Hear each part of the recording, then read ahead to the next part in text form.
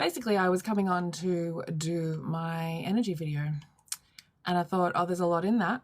And I thought I'll just do it as a live. And that way, if anyone wants to come in and ask any questions, they can do so. But otherwise, I can just cut it and record it. And I'm trying to do it on the freaking, you know, on the thing.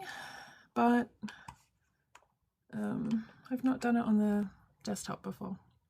So we're all new. So we're just going to hope for the best. And if you can't hear me, you can't hear me. But otherwise, let's go over the energy fuckery this week because it is pretty insane. And today we had Mercury enter Leo, and that's been really nice. Okay, I'm a Virgo, so I'm always really happy for Mercury to not be in a fucking water sign. Thank you so much. So August 10, which was today, okay, and I'm in Melbourne, so we are talking Melbourne time. We had Mercury square Chiron and the Moon square Saturn within a couple of hours of each other. And I really feel like that was resetting our brains. So let's look at August 11th. What the fuckery? So August 11th has some very fucking weird astrology. August 11th has got Venus trining Pluto and Mars trining the node, which is going to be weird. And Venus will oppose Neptune as well, right, tomorrow. So we have this overnight space of from about 3 a.m. until about 5:30 where there's going to be some weird shit going on. I think we're having weird dreams tonight, guys. I think we're having weird dreams tonight.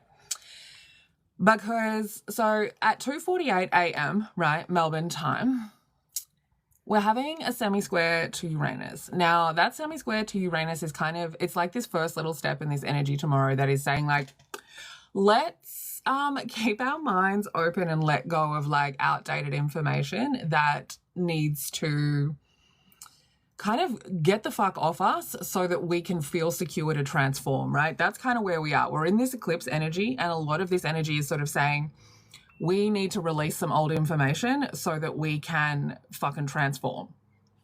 And we've been working up to this point of releasing a lot of mother wound stuff that was making us feel like we weren't worthy of nurturing, that we weren't worthy of fucking love, all of these things.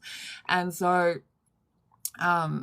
yeah, a lot of release stuff this week, but good energy coming in with it, right? Because South Node eclipse are release eclipse, right? New moon as well. So it's like a dark moon. It's at a Scorpio degree. So it's a lot. So then at 4:08 a.m., Venus perfects its trine to Pluto at 3 degrees, right? Because Pluto just went back to 3 degrees of its retrograde, which is almost at like the last part of that degree. I don't think it goes back to 2 degrees as part of its retrograde. So I think it's going to stay, I think it goes to 3 and not back. So Venus and Pluto working fucking together in harmony. What the fuck? What the fuck does that look like? Okay. Because that is just a whack kind of thing, right? Venus is love. Venus is partnership. Venus is worth. Venus is balance, right? And it's in Libra, its favorite fucking sign. So like Venus is happy. And at 3 degrees, that's a Gemini degree. So Venus is fucking happy at its like Gemini chatty fucking degree, and it's working in harmony with Pluto, the king of the underworld. Like Dark Daddy, where all your secrets are hidden, the shadowy fucking space, right? And he's in Aquarius, retrograde, going backwards. So when Pluto is retrograde, he kind of sits back in his little chair, right? I always think about Pluto as like when he retrogrades, he's kind of on holidays. He's on holidays, and he's just watching. Like that's his holiday, he's watching us. So Pluto is retrograde, watching us and being like, are you gonna look at the things that you need to look at here in this shadow space? Because when Pluto goes direct, he's back in charge. He's forcing you to look at the stuff. He's taking away your toys. He's taking away your shit that gets in the way of you being able to look at the thing he's trying to teach you. So while he's retrograde, he's meeting up with fucking Venus. What the fuck are you guys talking about? Venus and Pluto. Like, what could you possibly be talking about? Because at 3 degrees, we're a Gemini degree. We're sharing information. And so this is where Venus in Libra is sharing its information with Pluto in Aquarius. And we're sort of seeing, hey, hang on, if I'm going to move into this new kind of relationship space, if I'm going to like move into the sort of balanced relationships where we can enjoy everything, where we share everything, where we can trust, where everything is balanced, if I'm going to do that, I'm going to have to attached to my like authentic self, right? That's where Pluto in Aquarius comes in this trine. So in this moment of harmony, and because we are newly Mercury in Leo, there's a lot of mentalities that are resetting, right? So many mentalities resetting, especially around worth and love and nurturing.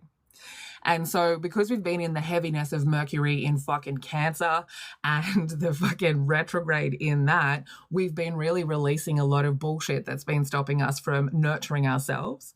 And I've had it come through in a number of readings, the one that I posted today and a couple of client readings as well, this energy of us kind of being able to now at least see the pathway of what nurturing looks like, what it feels like.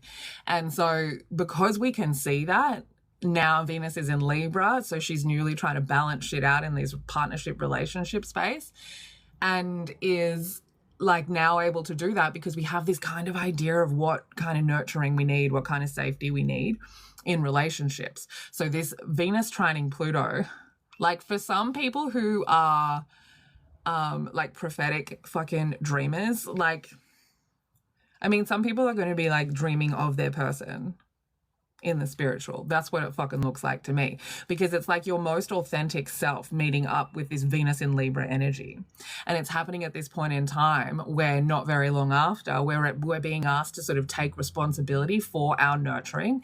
And then Venus hits 4 degrees of Libra, which is the Cancer degree. And so is now like, well, let's take responsibility for how we feel and how that needs to look. And let's fucking find our inner security so that we can move into this next space. Then at 8 o'clock, I don't know how anyone's getting to work on time tomorrow. Okay, this is like a warning. You're not getting to work on time tomorrow. Venus opposes Neptune at 8 a.m. Melbourne time. Like, Venus in Libra wants to have a nice time. 4 degrees is a Cancer degree. She want to have a nice time at home. Okay. And then the opposition to Neptune retrograde at 4 degrees of Aries, like the brain fog kind of component. And depending on whether you have Neptune in retrograde in your chart or Neptune is direct in your chart, will depend on how that kind of affects you. But like we're heading the fucking clouds. We're heading the clouds. No, you haven't missed a lot. You haven't missed a lot. I'm up to 8 a.m. tomorrow. I've only just started. And so we're heading the clouds tomorrow. So I was just saying that if you're probably going to be late for work. You're probably going to be late for work because head in the clouds. I want to stay home. So if you get the feeling of like it's time to call in sick for a mental health day, we'll probably do it tomorrow. Because the next like 3 or 4 days are going to be fucking weird. They're going to be weird. And like, especially fixed signs, right? Leo, Aquarius, Leo, Aquarius, fucking Taurus, Scorpio. You guys are going to feel a lot of it, right? You just are because of that eclipse energy. So leave early if you need to get to work tomorrow on time. Otherwise, you're definitely late. And maybe you should be, because I do feel like that's a very creative kind of, like, I don't think we'll be asleep. Like, I think that Venus trining Pluto, if you're not somebody who, like, does dream stuff, like, can remember their dreams, I think we're awake at 4 a.m. Hooray. And then we're like in this weird fucking dreamy space for that whole morning, even though we're awake because we're fucking tired. And like, we're going to be tired anyway while Mercury has just moved into Leo, because Mercury having just moved into Leo is like fucking setting brains and stuff, right? It's like doing shit in our brains and tiring us out. And so 8:30, so 8 until like 10 is this Venus opposition energy, which is going to be heavy and like very confusing. And fuck, the moon's going to go void in there somewhere. Fuck, I wonder what time that is. That could even be going void tonight, to be honest. It could go void tonight because I can't see a major aspect there. Hold on. Let me see. Yeah, okay. Moon could be void right now, actually. That's how far, like, not I am. I can't get my fucking map up while I'm using this whole setup. Anyway, so I think we're going to be in a void moon while all of this fuckery goes down, which doesn't surprise me because, of course, we will be. So everything's going to be a bit hazy. No one's going to want to go to work. It'll be dangerous on the roads. People will be half asleep, okay? Be careful. So we're like being asked to let go of something, right? Because at 8:30, we get a biquintile to the node. And that's a 23-degree moon. That's Aquarius moon. So there's something about our authentic requirements for nurturing that either needs to be seen, or a pattern that stops that from happening to us or stops us from feeling worthy of it needs to be let go. Because that's coming up against North Node. So when we see these kind of let that shit go, it's like something that's stopping us from getting into this part that we need to be in the future. And so like we get kind of two of those one after the other. We get the moon and the node, and then we get Mercury and Lilith. And Lilith is at the Taurus degree now, fucking 26 degrees. So she's almost done in Sagittarius, and then she's moving into fucking Capricorn. So it'll be on. And so, like, we're let go of whatever this fucking thing is around nurturing, or your requirements for nurturing, or this safety, or whatever the fuck it is, and you need to let go of it, the emotion attached to it. Especially if you were someone who grew up in a family who made you feel like dark black sheep weird, right? Like they were all into the same sort of stuff and you were like weird and you questioned whether or not you were adopted, that sort of a vibe. It's sort of like let go of any of that. Any of those feelings that you have that sort of talked about how now, well, that you're too weird for anyone to love you, that's what we're kind of needing to let that shit go, right? North Node in Aquarius loves weird. North Node in Aquarius, like you be weird and it's like you get a little gold star. Like you can start seeing it everywhere. You can see everyone who's like moving towards a revolutionary way of doing things, or they're having some kind of like what would have been considered and would still be for a lot of people weird, but you can see them like finding their confidence, finding themselves as they find their weird. And so that Mercury Lilith is like whatever value we used to have, like whatever mindset value we used to have around how we creatively expressed ourselves, around how we stood up for what we believed in, around how we understood who the fuck we were. So mentalities of around that where we were misvaluing how we expressed ourselves. And that goes both ways, right? Because that also goes like you overvaluing what you've got to say and like talking over everybody and interrupting somebody else's thought path. So it goes both ways. Most of the people who tend to find me on here, we are seeing it the other way, but we experience people like that for sure who are going through it that other way. And so we're letting go of where we've sort of, I guess, repressed the truth of our own value in a lot of ways, where we've undervalued information for the sake of fact, or where we've like built our own idea of fact so that we could continue to devalue our own personal expression of self, where we haven't gone towards a higher understanding of self because we didn't think it was worth anything, right? Like all of these sorts of things. Yeah. Yeah. Yeah. Maybe. I mean, it's not really... see, that's interesting. That's the ADHD interruptedness thing is interesting when we're talking about this, like, talking over people, ego self, because it's not that, right? The ADHD talking over people is actually, like, it's more of a nurturing thing that we do because we're trying to, like, help somebody else feel like it's safe for them to talk. You know, like, because as people with ADHD, especially if you have issues getting your fucking words out, to have somebody like kind of validating you can be kind of helpful. It can be interrupting if they want responses. But if you're two ADHD people talking together where you're like validating each other by sort of half interrupting with your own passionate story, that shit's love and nurturing, you know? Like, I think it only kind of feels like you're being talked over if both people aren't spicy.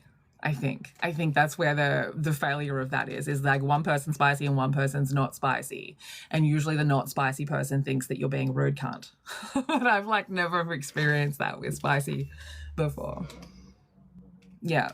Like spicy people trying to talk to non-spicy people and they're terrible at telling a story. Like that's when we seem like rude cunts because we're like, bitch, like I was at the end of your story like 3 hours ago. That's why we love a tangent. Like, talking to spicy people is great because you're like on one conversation, but it's got like 3 or 4 different rabbit holes. And so, like, we can come back around. We come back around to it so we don't lose our fucking train of thought, right? Because it's way better for spicy people to jump around. Okay, so now we're up to the middle of the day, right? So we're letting go of all of this shit. So then we get up to the middle of the day, which is Mars trining the fucking node at 29 degrees. Like, talk about, like, ideas fucking coming through tomorrow. Like, creative fucking ideas and stuff tomorrow. Like, I'm not even fucking, write it down. Everything that you remember about your dreams, write them down. Everything that comes through. Like, write that shit down. I would even take a moment in the morning with your coffee, like, to just like, what can I possibly remember from my dreams? Like, Mars at 29 degrees of Gemini is definitely going to be people talking out their asses though, right? Like, it's definitely going to be people being aggressive with their opinions, being aggressive with their words. And because it's in this harmonious trine with the North Node at 29 degrees, there are going to be people oversharing. Be careful of that. Be careful of that. Like, just feeling like I need to talk, I need to tell someone my ideas. I would highly fucking recommend audio noting any long rambles or any ideas that you feel like you want to go and share with somebody tomorrow, because there is kind of this energy as well that might make you say stuff before you want to say it. And you don't want people like putting on your like putting bad vibes on your idea, right? Before you fucking do it. So yeah, ideas tomorrow. That Mars, like, especially if you are Gemini Sag Rising or Aquarius Leo Rising, like, yeah, that's why I've been hibernating too. 100%. Like, and we're not the only ones. Like, we are not the only ones. Like, the only people that I've spoken to that are going out are people who are going to work. Like, not the people that I connect with are not doing a lot of socializing. There's a lot of hermiting stuff going on. We're being told to be quite hermity. A lot of us, especially those that are at kind of where, like, I feel like a lot of the people who were heavily affected by the Pisces Virgo nodes are the ones that have been told to hermit, because, like, we are updating. Like, the updates are rolling in. So this Mars trine the node is like, it's like the information on and like being able to move with ideas and move with words, and it's very like crisis energy, right? Like 29 degrees of Gemini, 29 degrees of Aquarius. It's very fast energy as well. Like, I think once we get to the middle of the day tomorrow, we are fucking like fast, because 2 things, right? The moon will be void, so there'll be a haze. We'll be fucking tired because we're going to be woken up early morning. And that is going to be fucked, that Mars trine the node. Like, I've got an appointment tomorrow that I thought I would have to go into, and I was just looking at that, but like, I just remembered that we changed it so we can do it on the phone. Because fuck that. Fuck that. Be careful if you're out driving, because that'll be wild. That'd be wild. A void moon and Mars and the node meeting up at 29 degrees in a harmonious aspect. That's like going fast while we're going slow. That's like Jaeger bombs. So write all your ideas down. Especially, okay, if you have, hang on, what placement is that? Hold on. Get me my little cheat sheet out here for me. Because if you have 10th house Aquarius, Gemini as well, right? So 10th house Aquarius Geminis is Taurus Rising and Virgo Rising. Okay, Taurus Rising and Virgo Rising, especially with the ideas coming through. Okay, because like, so Gemini Rising, Aquarius Rising, Taurus Rising, Virgo Rising are going to be the main ones. DoorDash 100% helps.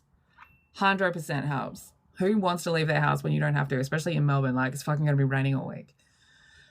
Okay, so we get this whack fucking 29 degree meetup. I think it's going to feel like a lot right now. Fucking Ceres, asteroid Ceres, is also at 29 degrees of Gemini. Let me just whack this timer in here so I can see what the actual thing look like tomorrow. 11:41 a.m. Okay. All right. Okay. Yeah, so she'll still fucking be there too. Right. So, oh, God. So we're going to have Mars and Ceres will be conjunct at 29 degrees of Gemini. That's interesting, right? So Ceres talks a lot about what we're devoted to, right? Where your devotion energy is. And so in Gemini, it's got a lot to do with the ideas around devotion. I would just, miss the whole morning space.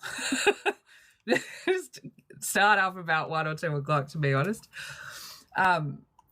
And it's talking to the nodes, which are also at 29 degrees, right? So there is something in this of where we need to like leave these ideas of devotion, where we've been devoted to shit in the past that hasn't really worked out, that we're transforming because we're in this like new space of understanding what we want.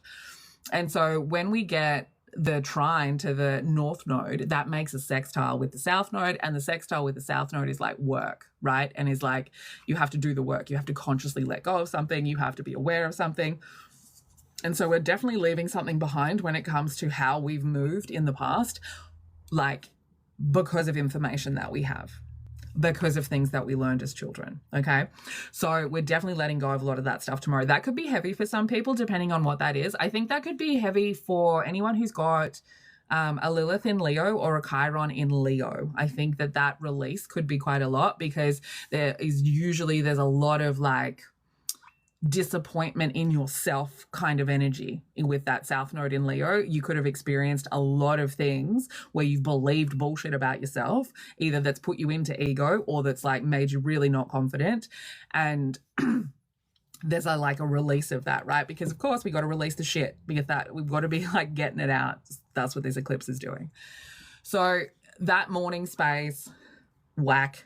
That middle of the day is going to be weird. It's going to come through with ideas. We're releasing a lot of things.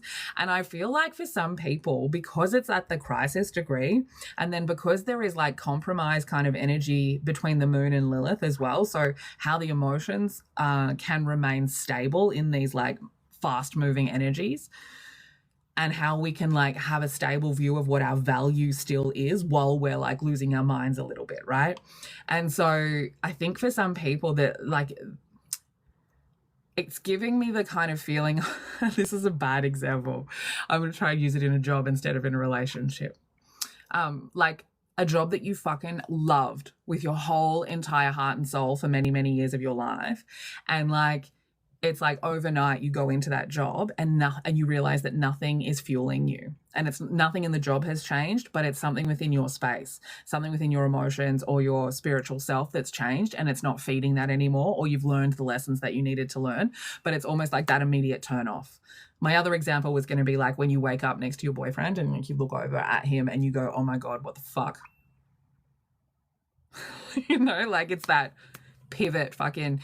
I think that there'll be a lot of people with that, just because of that Ceres being there, that devotion kind of stuff, of just this like sudden shift in that energy of devotion, and that coming through with Mars at the crisis degree, like people quitting their jobs but calmly, you know, like because it's not it's not like an aggressive kind of an energy. And with Mercury and Leo, people are a little bit more, oh hey Tiff, people are a little bit more like careful of wanting their words to be liked. So even when someone's like reaming you out, when Mercury's in Leo, even if they're reaming you out, the chances of them trying to use the right words and still try and have you like understand them in some way or another is really high. Mercury and Leo people are really particular with words. And sometimes they are some of the quietest people because they have like a perfectionist issue with like being able to speak with a Mercury and Leo. Once they figure it out, they're great speakers. But a lot of them, that takes a little while because of the perfectionist nature of Leo when it's with Mercury. So we have to make these adjustments to like parts of us that we've like repressed, especially when it comes to where we don't value nurturing, really. That's definitely one of the parts of it. And so the evening space is not very nice because the moon will move to Leo eventually. I think it's about 6:50 or something, just from like memory, that it moves into Leo. Now, of course, once it moves into fucking Leo, we've got so many fucking zero placements in the sky that it's going to feel a bit rough. Like usually the moon moves into Leo, and we've had the moon in Cancer for so long that everyone just goes, oh my God, thank God, I feel a bit lighter. But this one's going to be weird because Mars will have moved to Cancer and will be at 0 degrees. Chiron is still at 0 degrees. And then we've still got like Venus and Hecate and like all of the other asteroid placements that are still at very, like at their low points as well. So it's like we move into a Leo moon, but we immediately have to like do shit about it, which isn't very nice, especially that square to Chiron. That's where like any kind of ego stuff is going to have to be looked at, whether it be over the top ego or under like not valuing yourself enough. And because it's like you're coming out of that haze, and just be aware of this if you live with people, especially if you're spicy, which most of my people are, the day is very fast and haze. And when we come out of that, because we're coming out of a moon in Cancer and we're moving into a moon in Leo, and the first thing it does is talk to Mars, there's a moment in that is a bit explosive because of the square to Chiron. So it's like you could come out of a day where maybe you couldn't speak, you couldn't get your words out, people were talking over you, you were too hazy, you couldn't like properly communicate something that had been frustrating you, or like you couldn't like fucking, I'm still talking about the 11th of August. So tomorrow. And so, yeah, that when we come out of that moon, it could be a bit explosive, and it could be like, I really need to be seen. I really need to be heard. I really need someone to value me. So just be careful of that. Just that square to Chiron with a Leo moon that's about to be a fucking eclipse. Like that, it's going to be in the feelings. So that perfects about 8 o'clock. So at least most of us will be home if we need to cry about it. So then 10:11 p.m. is a biquintal to Lilith. Now, biquintal, again, placement of like something needs to be let go because of a decision needing to be made, involving Lilith and the moon, and we're dealing with 2 Taurus degrees. So that's about value. It's about worth. It's sort of, to me, looks like letting go of old information that stopped us from wanting to learn more about ourselves in case that changed who we are, right? Again, when we're looking at like Taurus and Leo energy, and everyone will say, oh, Taurus is so scared of change. Like, yeah, but because Taurus changes and transforms in Scorpio energy. So Taurus is resistant to change because it knows that once it does it, it's never going back. And so this aspect is going to be, I think, quite fiery because Leo, fire, Taurus, earth, and I think it's going to be a bit of a headbutt. And like where you haven't spoken up for your worth, or where you did and you kind of overdid it, right? So those two things you could be experiencing either side of that around that 8 o'clock time. And so then the biquintal to Lilith is like, well, we need to look at the ego and we need to see where we value it. And Nina from Moon Omens said the greatest thing. She said something along the lines of like that the ego is ours, like is our worker, is our servant. That the ego is never the king. And this is kind of this energy, right? That the ego should always be working for us. We should always know how to use it, because otherwise it becomes the king. And if it's the king, we can't fucking trust it. We can't trust it. And so there's a lot of that in the evening. And then the moon makes a conjunction with Mercury at about 11:41 Melbourne time. And that's the last aspect of the day. And I think that will help bring some of the like fractured heart head kind of energy that we've been experiencing, especially throughout this day. And literally the heart head, the fog of the head, right? Neptune in Aries in opposition with Venus in Libra, the heart, and so there's kind of a fracture in that energy throughout the day. And then it sort of starts to speed up, even though it's not quite fractured, like electricity trying to connect in the middle, but everything is a bit fractured. And so then we get that big fucking ego, fuck, I need to get this energy out.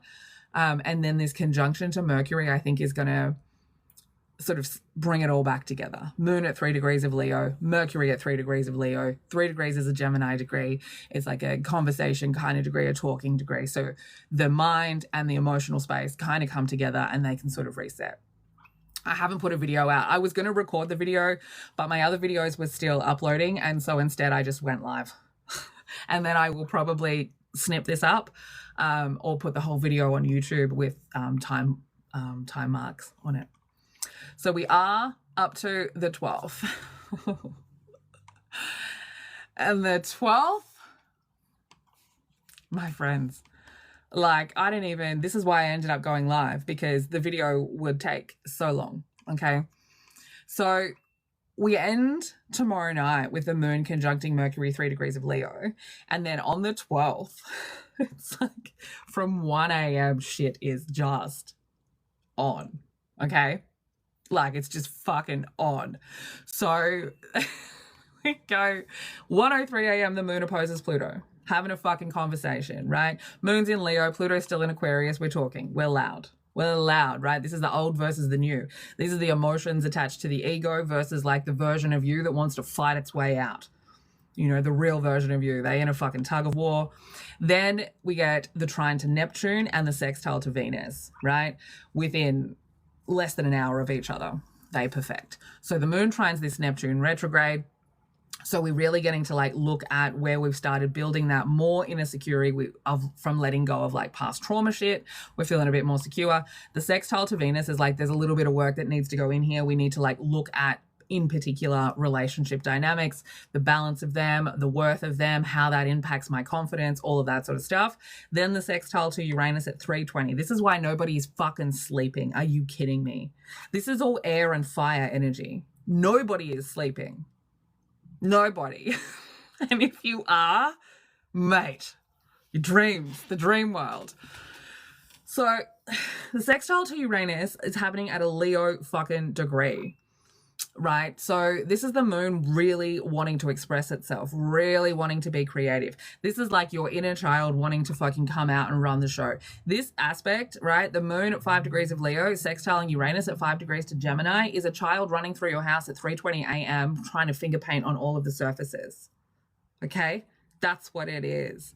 So if you are awake at 3:20, be writing your shit down, all the weird shit that comes to your head. Let the child run through the house with the fucking finger paints, mate, because something might be trying to come through, okay? Because that is a whack lineup of energy, okay? So when we get to 4 a.m., incredibly interesting sesquiquadrate, which is an aspect that shows us a pattern, right? Something that we repeat. Now, this is between the sun and Neptune, and it's at a Libra degree. So the sun at 19 degrees, which is a Libra degree, and kind of asks a question about cause and effect and balance and give and take, right? And so the sun shining this light, you finger paint, that's you, Tiff, that's you, like just literally fucking sleepwalking through your house, painting your walls with all of your downloads. Absolutely, you should set up a blank canvas and fucking finger paints though, mate, if that is resonating with you, and that is where you will go at 3:20 a.m. for sure.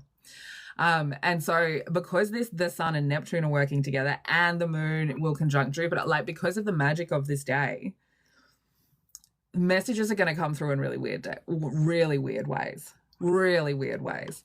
And so the sesquiquadrate at 4 a.m. right there, it's like saying to you that there is something that is connected to your family or your past or your ancestry that you've been trying to change, maybe since like March last year, that sort of affects your ability to let your inner child see the light of day. You know, let that wounded child come out and feel better, right? Like, what was the effect of the way you were parented, the way you grew up? How did that affect your creative expression of self? And this is like a pattern where like maybe you try and stop the toddler from running through the house, right? Maybe you try and put yourself back to bed because I should be asleep. And there's something within this energy that's sort of saying like, no, like this is for you to figure out. This isn't I should be doing this, I should be doing that. There's a pattern that causes this old thing to kick back up, and that's what we're being shown.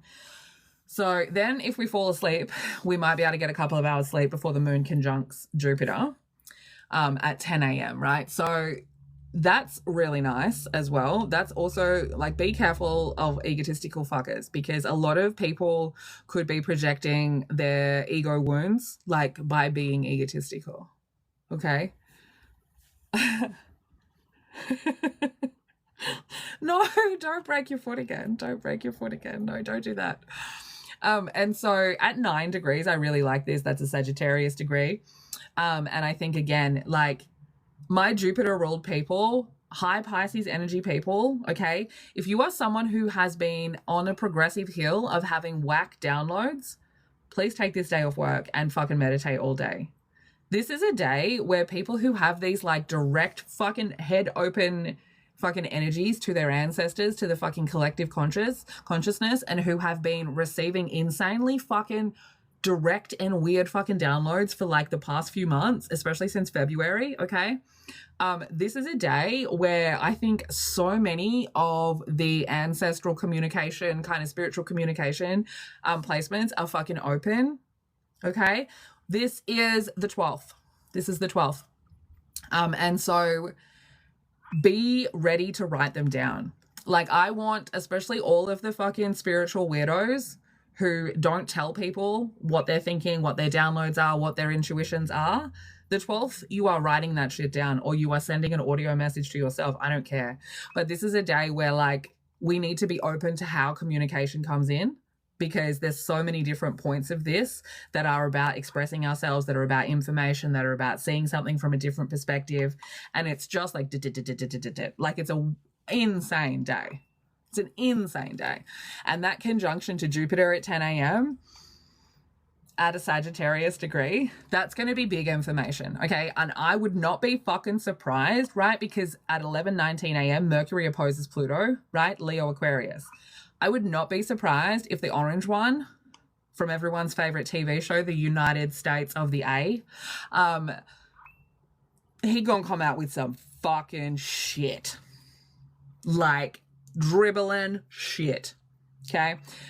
Do not trust a manipulative Gemini for the next couple of days. Dribbling shit.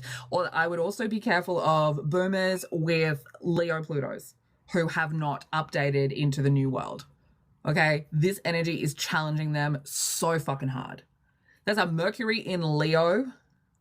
So the boomers all have a Pluto in Leo. So they have got Mercury conjuncting their Pluto in a fucking battle with Pluto in Aquarius, right? So they are having... It's like an attempt to put a fucking upgrade into a really old computer that you're not quite sure whether or not the upgrade's going to take. Like, whether you're going to have to write some code to, like, go around some shit and stuff, right? There's going to be boomers loud tomorrow. Okay? Like, I'm seeing, like, the politicians we all hate, you know, the ranger that we've got over here, the orange one over there, just fucking talking out their fucking assholes, mate. Because the more they talk, the less they have to listen to the shadows in their fucking head telling them they're bad people, right? So, you know, if you've got some parents that maybe are a little bit sassy, they've got a Pluto in Leo, I maybe don't go and have dinner with them, right? Like, unless you want to have a battle.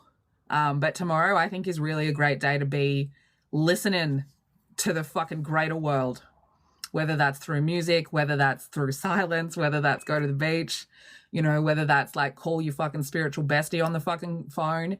But tomorrow is a day where it's a lot of conflicting information. There's a lot of Leo Aquarius battle zone kind of energy.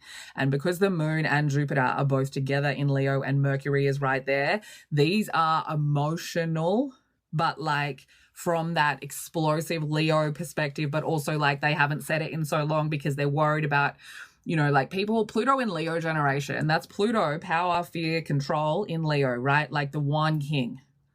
So they all want to be the one king, but they all fear the one king, right? They all want to be able to express themselves, but they fear expressing themselves and not looking like everybody else. And so much of the energy right now is saying like, we need to be ourselves. We need to be authentic. We need to stop allowing these fear filters to water us down or to like project something bigger than ourselves so that we don't have to be seen as our true, honest selves.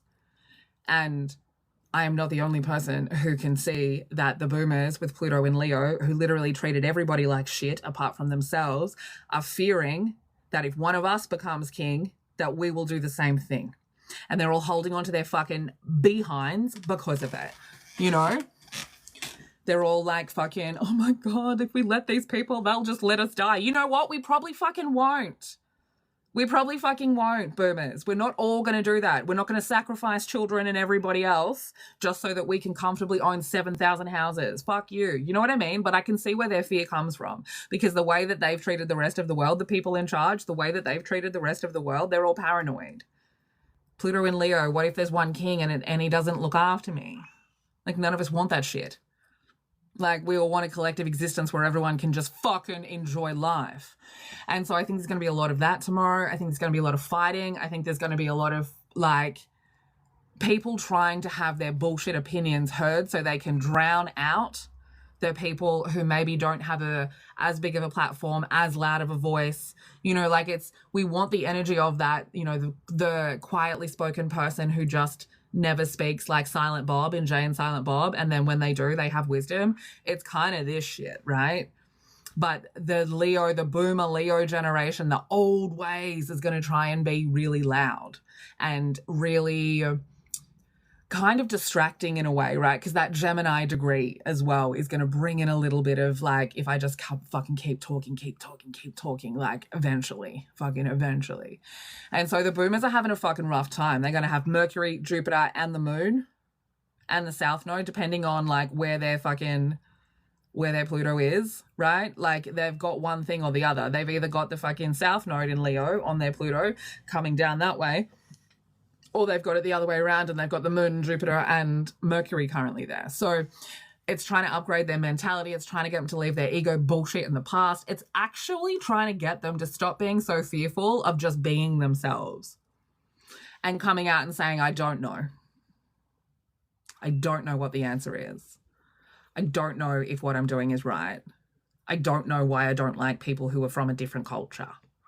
I don't know why I don't like it when people with two penises get married, you know? Like, they can't come out and say that because they have this power, fear, and control in Leo. And there is this, like, perfection quality to it as well, that it has to be this perfect, it has to be perceived as this performer that everybody likes.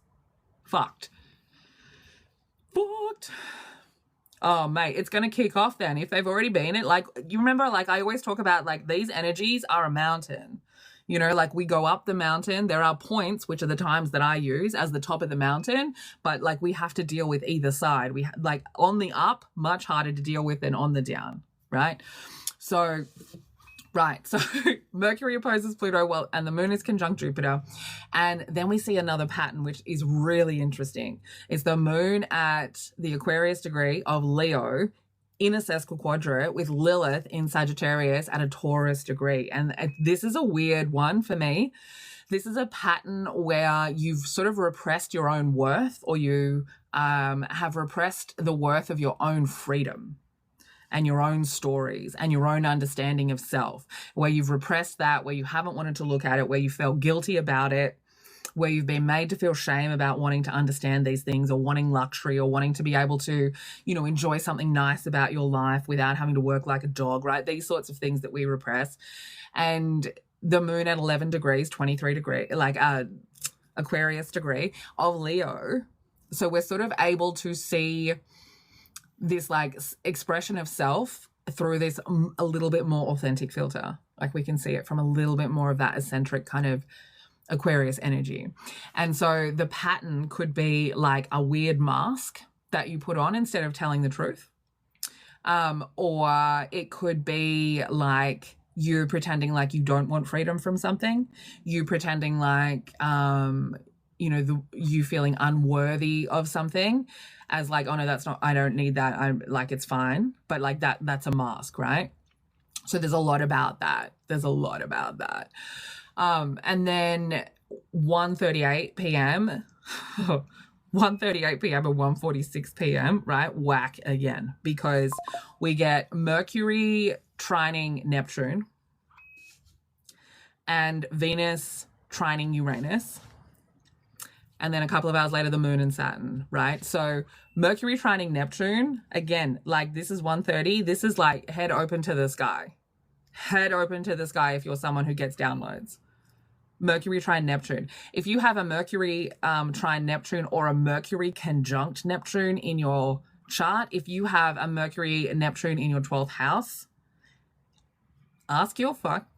head open to the fucking sky, bitch. We in eclipse territory. Shit's weird. The ancient energy is fucking rumbling. Get your fucking feet on the earth. Get into the earth. Get connected. This shit's gonna be weird, right? Weird. And Mercury and Neptune, when they come together like this, is already weird. But with Mercury in Leo moving into a Leo eclipse and Neptune newly in Aries, it's even weirder. Because it's like we are being like guided to being the new ancestors, right? Neptune in Aries is a new 165-year cycle that is about ancestral energy, that is about trauma. We're the first in a new trauma cycle. And so when Mercury and Neptune hit this perfected trine at 1:38 p.m. on the 12th, we are like being shown where that inner security that we've been working on, we're like in that space because we're in harmony at 4 degrees, Cancer degree. And it's like, how do I feel secure to express myself? And I can do that because I've released all of this bullshit information that I know isn't true, that made me feel insecure about who I was. And because Venus is involved, there is also this component, which so much of it from humans comes from our relationship dynamics, our partners, right? So we get to be able to access that information as well. We get to see where we might have been, you know, asking for not enough in a relationship, where the information got skewed. And because it's all happening in trine, it's like we don't have to do a lot of work for it, which is so helpful that we get that pattern with Lilith where we're sort of like, hey, like, did you devalue your authentic expression of your emotional self? And then we get these like Mercury trine Neptune and Venus trine Uranus. We got this help with Uranus to like see something from a different perspective. It's crazy. It's going to be really helpful. But I think for some people it will be overwhelming with like spiritual information coming through. So if you cannot be somewhere you don't want to be tomorrow, don't be there. Don't be there. So then, yeah, connecting to the earth is next level. Connecting to the earth is next level. Like, especially if you're somewhere quiet. I haven't done it for a while because of where I live. It's not that quiet. But like being barefoot in a forest where you can't hear a fucking car, that shit's next level. That shit's next level. Can't wait to be doing that again. Hopefully soon. Hopefully soon. And yeah, I've got Indigenous heritage as well, Roz. And so like fucking sometimes it calls me. Sometimes I will go and dance on my lawn out the back and like stomp my feet so primal that there are like dents in my lawn and like mud and shit everywhere, you know? Sometimes it does. It really pulls you like into the earth when you connect that way. It's beautiful. So, okay, 6:28, Moon trine Saturn. I actually like it because Saturn is retrograde. So we are kind of reviewing that, right? So this is where, okay, well, what boundaries do I need? Review the authority we need about the worth of how I see the worth of my creative expression, especially when it's my emotions. And then because Mars has just entered Cancer, we'll still be at 0 degrees and sort of saying like, okay, well, the information that we have from your emotions, let's make sure that we're not locking anything around that because Mars is now in Cancer and we need to use those emotions as our fuel, right? Because Mars in Cancer is very much like taking action from an inner security, but it's also very emotional as well. Like it's getting your emotion out through that Mars energy, through that masculine energy. So yeah, it's like keep your mind open. And then the last aspect, 11:08 p.m. is like organizing this new information that we have about how we express our emotions or our creativity or how we've maybe seen something now in a different perspective and we need to kind of update that, right? So it's a lot this week, okay? Now we are up to August 13th. Here we go. Here we fucking go. We're all tired because no one's fucking slept in like 3 days, right? By this stage. Now, okay. August 13th, the fuckery is obviously ecliptic, okay? So 12:41 a.m. Mars will sextile the Chiron retrograde at 0 degrees. So the people on the other side of the world who will be awake at this time, that's going to be aggressive.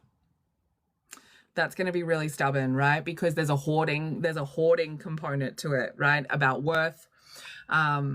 And yeah, there's just like Cancer has a bit of a hoarding component to it. Mars in Cancer there's a bit of a hoarding component to it, right? Because it is the most private self, right? Cancer energy, fourth house energy, IC kind of energy. And so Chiron in Taurus is a little bit of a hoarding kind of energy as well. It's a little bit kind of stubborn. It likes to like keep all of its dark, murky shit when no one can see it, like behind its beautiful mask. And that sextile wants work done. Like it wants, let's go on an exploration. Like if you're going to be able to move from your emotional intuition, we need to make sure that that's not being fucked up by your childhood wound. Like we need to do some work here. We need to understand this. And when we think about Mars in Cancer, okay, I think it was at the beginning of last year, 2025, we started off 2025 with Mars retrograding in Cancer. And Mars only retrogrades every couple of years like Venus as well. So like this energy, Mars will not be retrograding in Cancer. But thinking back to that long period of time where Mars was in Cancer and retrograde, and it would have been a few months worth of it over Christmas time and everything. So where you were moving from an emotional point of view that you maybe didn't have a lot of control over, or you weren't moving from an emotional point of view with the right value in mind for yourself. So you're allowing emotions to drive you, but the way that you either overvalued or undervalued yourself was causing like a bit of a bump in the road of being able to use your emotions to take action. And that's kind of what it wants us looking at. And it is going to have to involve where relationships were not balanced properly, where maybe as a child you experienced a certain type of relationship that you were surrounded by, and that kind of made you powerless to see that other relationships could be could also work, right? So being stuck with this idea of what one relationship should look like and needing to let go of that, right? Being powerless to see any other way because you were a child.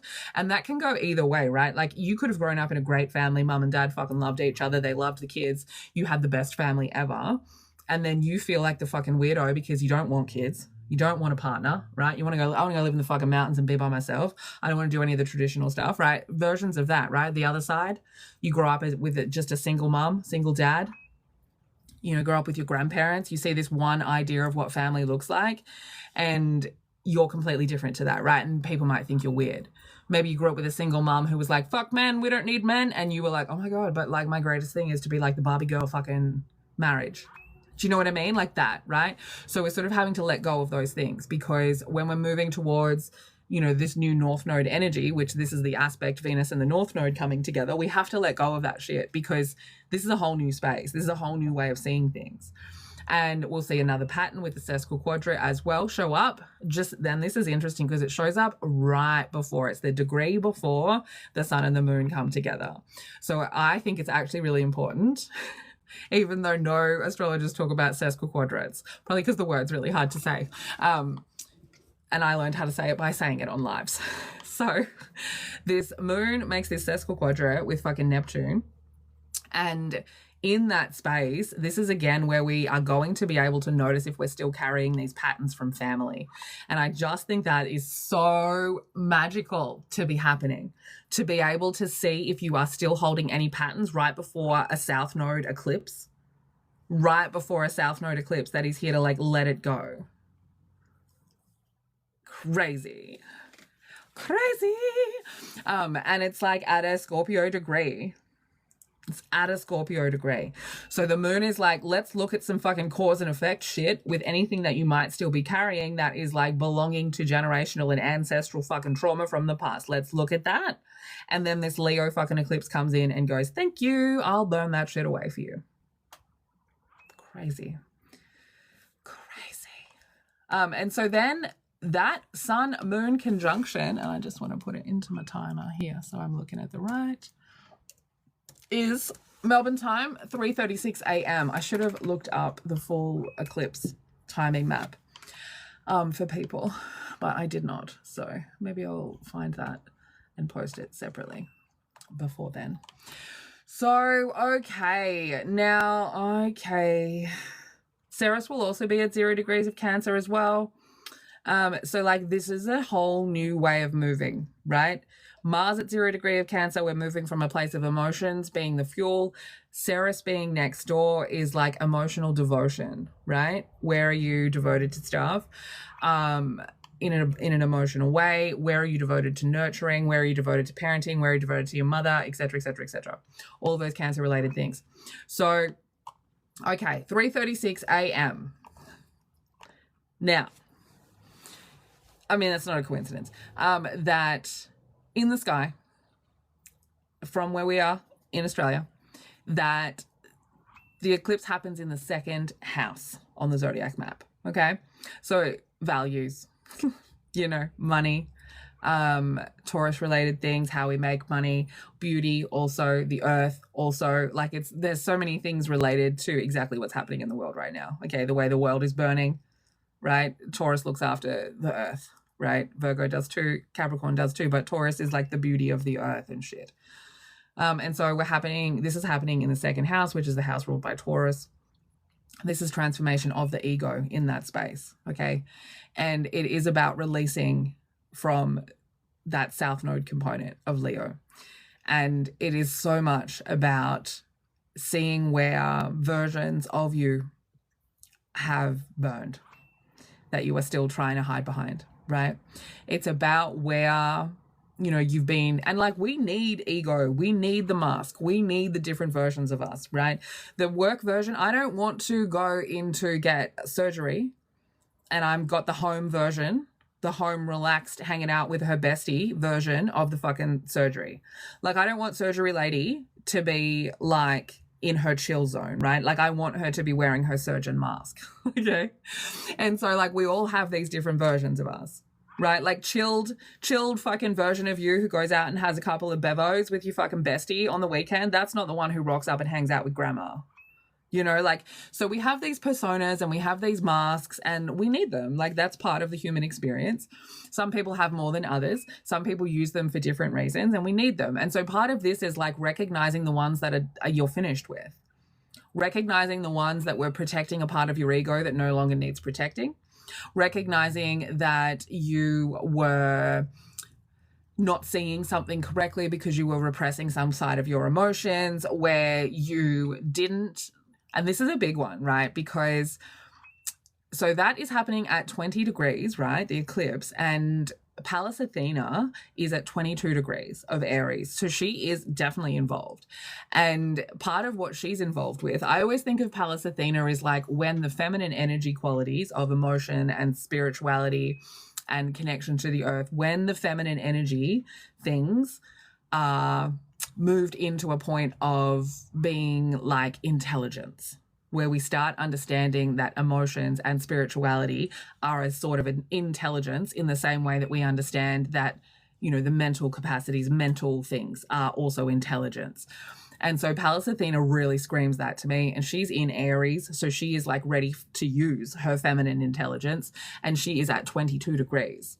And so for me, this is a lot about letting go of a lot of the qualities that have really spoken down about feminine energy things, where we have been taught to trust science and math over our intuition, where we've been, you know, taught that like women are paranoid because they feel unsafe around certain people because we aren't valuing feminine energy sorts of intelligence.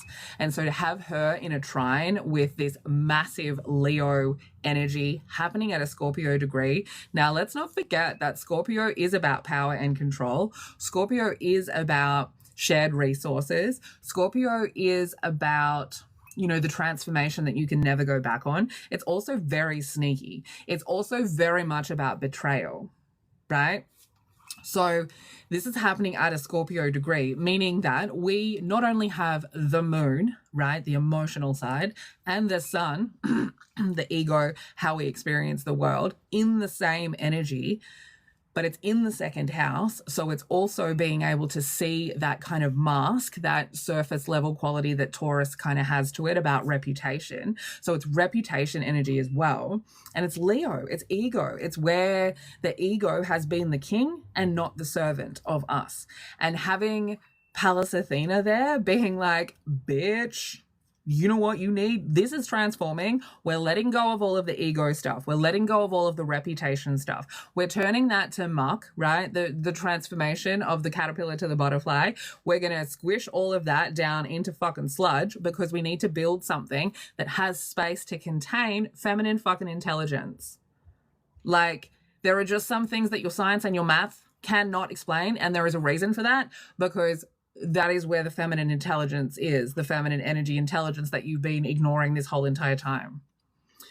It's there. Let's fucking do something with it. And so it's really, that's a harmonious energy because it's a trine.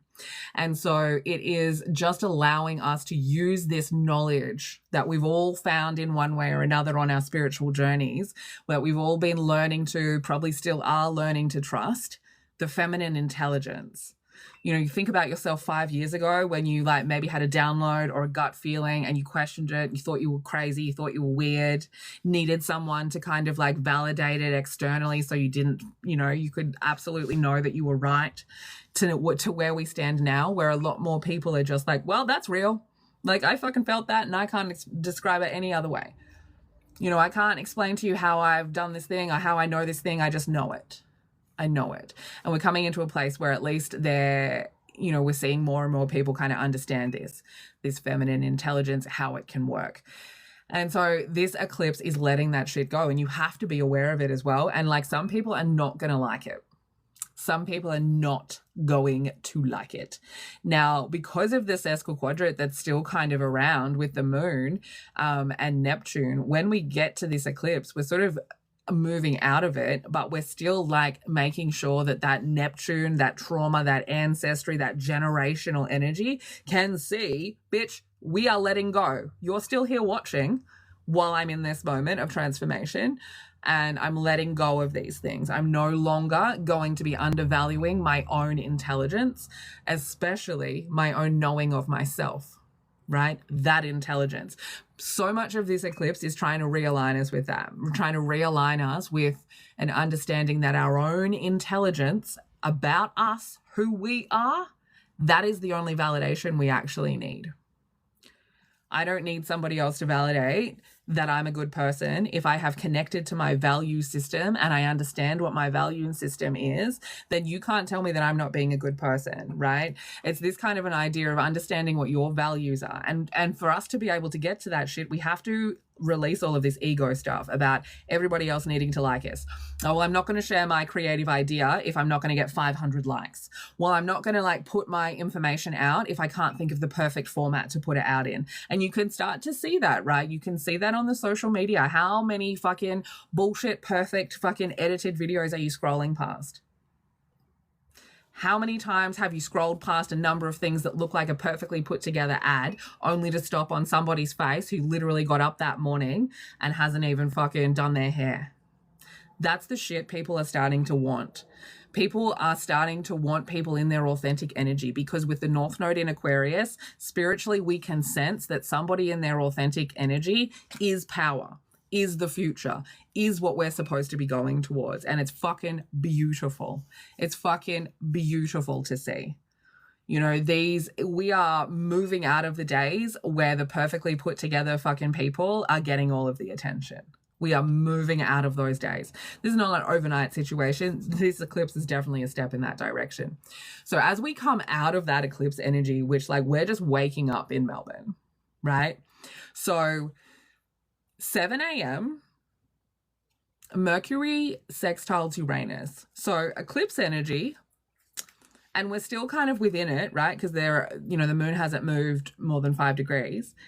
And so the sun and the moon are still kind of conjunct, and Mercury is going to sextile Uranus at 5 degrees. So that'll be loud. That's going to be fucking loud. And we need that, right? Because we've just released, we've just transformed. Like, we are just like, we're out of the cocoon and our wings are still wet and we're waiting for them to dry at 7 a.m. And as we're waiting for our wings to dry, this is where the programming starts to really, like, Mercury and Uranus together. Are you serious? Mercury, the mind, Uranus is like the higher mind, right? The genius mind. And so they're coming to work together. Why? Because we just released so much. We're like waiting for our wings to fucking dry out so we can fly into this new energy of us. so we can like spread out as who the fuck we are without any of that shit. And I love it. And it's 5 degrees, so it's a Leo degree. So it's got a bit of that sun quality behind it as well. It's lighting it up for us. It's allowing us to enjoy the change a little bit, even though we're like, could be confronted with some stuff that, oh, there's a fucking empty hole there where there used to be a belief system where I used to hold myself back. It like some people will experience it like that, right? So then we're sort of in that energy until lunchtime, because we're not really getting any other big movement in the sky, right? Until 2 o'clock. And then at 2 o'clock, the moon and Lilith come together in a trine. So this harmonious thing. So we finally get this coming together energy of this creative expression of self with this understanding of the value of our own personal wisdom of who we are, right? And that takes having to let go of very outdated, insecurities around showing up, especially talking about your emotions, because when we have Leo situations, we always like, it's very close to Virgo, right? So there is a perfectionist quality in like how emotions are talked about. And so that's kind of this energy of like having to let go of the security of needing it to sound polished and perfect and as like a proper performance before you can tell somebody your feelings, right? So there's qualities to this that are very much about having to update how you communicate emotionally to suit you. And I've seen so much of it with clients, myself as well, some of my really good friends as well, experiencing these like fucking light bulb moments. And I'll give you an example of where they used to like shut down and not communicate. And then like a week later, there would be an essay of a message written, right? And then to this realization that confronting the emotions for them and their system couldn't be regulated unless it's through words. And so then kind of coming to this like agreement with their partner in saying like, if I say to you, I need to think about this, that could mean I'm just going to go into the other room by myself and send you a message because I can't speak the words, but I can write them down, right? And where they would normally have judged themselves for like, oh, I never spoke up, or like had to get to a point where it had worked themselves up into this moment of thinking that it was a fight instead of just a here are my feelings, and realizing that, oh, I just need a better system. I'm just like trying to use somebody else's system instead of something that works for me. And this idea of like that perfection quality of that Leo that sort of says, well, like I need to have the security that it's okay to share, even if it's messy, even if it's not perfect, even if we haven't had any rehearsals, right? This is like, we just need to be able to come out and fucking improv that shit and know that it's going to be fine. And that's part of it, right? So letting go of all of these insecurities that came from that place and just accepting that sometimes you say the weird thing and that's what comes out of your mouth. Right? And so there's patterns that are likely to show up around that because Saturn's coming in as well, like where your boundaries were too high or not high enough, where your value system that you judged yourself on, right? Whether or not you were doing the right thing, that value system wasn't even yours. Maybe it was your dad's. You know what I mean? Like just really looking at the structures around how you judged yourself as wrong, how you judged yourself as not having the perfect performance and not being worthy of speaking up about what you need, all of those sorts of structures, right? And that could feel a bit intense. And that's around 7:30.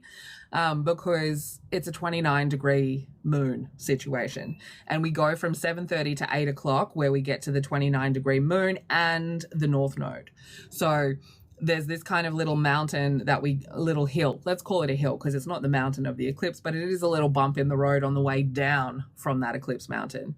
And it's this like push-pull, the old versus the new, right? The moon in Leo, the node in Aquarius, the me versus the community, the thing I'm keeping to myself versus how do I give it to everyone else, me shining as me versus sacrificing that for the greater good of the whole community getting to shine, right? Those kind of things. And that's going to be, I think, really helpful for people that stop themselves from going after something because they don't want the whole attention. There's something in this Leo Aquarius nodes that helps in both ways. You know, like if you're someone who doesn't like being the center of attention, then there is something in here of like, well, if it's for the collective and all of the collective is involved, then it's not just me. Like I'm not by myself out here with the sun shining on me. And that takes away a lot from that perfectionist quality of it, right? So then the moon's void for, it's not void for very long this time, actually. I think it's only void for like an hour or so. And then it moves into Virgo. And I don't think we're going to, look, it is a trine, but I don't like it. The moon moves into Virgo. So we're starting to, like, it's time to get to fucking work, right? And the moon moves to Virgo, and Virgo is currently ruled over by Mercury and Leo. So there's like a confidence to the way that we're working, to the way that we're like doing the routines and stuff, right? And so it's going to try and Chiron straight away. And the reason I don't like that is because Chiron in Taurus is already retrograding and revising our sense of worth and where we might have a wound around it. And Virgo is a fucking judgmental fucking bitch. So be careful of being a judgmental bitch to yourself.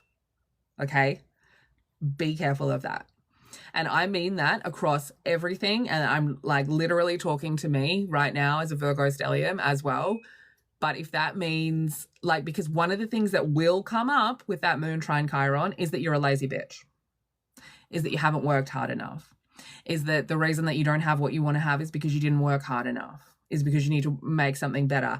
And that if it was better and if you did it perfectly and if you continue to get it more and more and more and more fucking perfect, then it would be worth other people seeing, other people experiencing.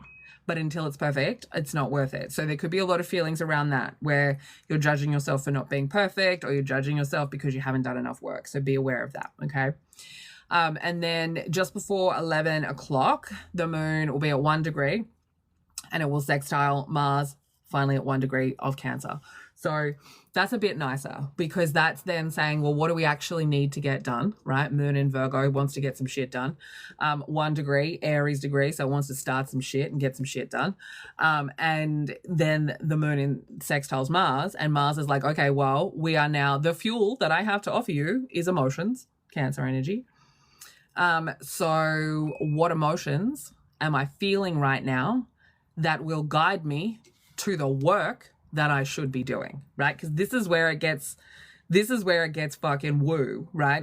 When we come into this, like, we need to trust the feminine intelligence, because yes, Virgo, here to be of service, here to do the work. Taurus, also here to do some work. But when the motivation is coming from emotion, we cannot be forcing creativity. We cannot be forcing that. This is about, and like, because Virgo is about the body and the physical space, it's about learning what you're being told to do. And like we've been in this energy up and down since the whole Virgo Pisces nodes kind of came in. So we've had practice. And so we are like, what is it? So what is it that is emotionally kind of saying to you that it's time, like it's time to do some fucking work? Let me just have a quick look at the 14th and we'll go through that. And then I'll just do a quick little rundown on what the eclipse is kind of going to do per rising sign, okay? So the 14th starts off loud, kind of ends adjusty, as expected after these big kind of energies, right? And I fucking love that. So August 14th, okay, 2:22 a.m. is the first aspect. I love that. Which is a Mercury-Venus sextile coming together at 6 degrees, which is Virgo degree, okay? Now, this is where we're like looking, and this is all going to be in the sleep, right? But this is what you're going to feel when you wake up for sure. I love this aspect. This is the bringing like into the reality all of these new mentalities that we've worked on about nurturing and security and love and being worthy of love and having a balanced relationship. And, you know, whether like, what do I need to be balanced in the relationship? What's the most important part to me? What do I need? Do I need someone who likes the same things as me? Do I need someone who loves like me? Do I need someone who wants to share housework, right? Like, what do we need? Helps us really ground that energy. We'll have to require some compromises from where we've judged things about ourselves that are potentially weird, especially loud for the spicy people. Hello. All the spicy people who've been going through that same kind of journey like that I've been going through over the last, I reckon, probably 3 to 5 months, of like trying to figure out which of the masks put you into the shit relationships, which of the spicy mask that you used that was protection as a child got you into that relationship with someone who made you pack up more of your weirdness and build another mask on top of the mask. So the spicy people in this is like, it can be a little bit overwhelming. I'm finding it overwhelming at times, of like kind of being hit in the face with a moment of reality of like, holy shit, that's exactly where that came from. Oh my God, that's where that mask came from. Oh my God, that's why I dated that person and they thought these things. And so there's a lot of that. So don't be judging yourself while the moon's in Virgo. It's been so nuts. Everyone commenting, I love you commenting, but sometimes when I'm like on a roll, I can't, like, I'll lose my mind. I'll lose my roll. And so, okay. So then like we get these two in conjunctions, right? At around 3 a.m. with Pluto and Neptune. And this is definitely about that, like where we've like put the mask over the mask, where we've like masked ourselves so hard that we didn't even know we were wearing a mask. Everyone with the period situation, like the heavy Cancer energy and the eclipse energy, will mess with cycles. 100%. 100%. Yeah. There's lots of other spiritual kind of things that people have talked about as well. And if you're in here making fun of us, you can, but like I will just seriously answer your question because it's actually a thing. So, okay. Then square to Uranus. Okay, so this to me, this is a day we're running late as well, okay? So the 2 days this week that you're running late, if you don't get your shit together in the morning, is the Tuesday, so tomorrow morning, and look, Friday morning looks like a rough time. Take the whole week off. It's a spiritual moment, okay? It's a religious moment. Take the whole week off. So the square to Uranus, I think, is actually helpful because I think it's going to like interrupt the self-judgment.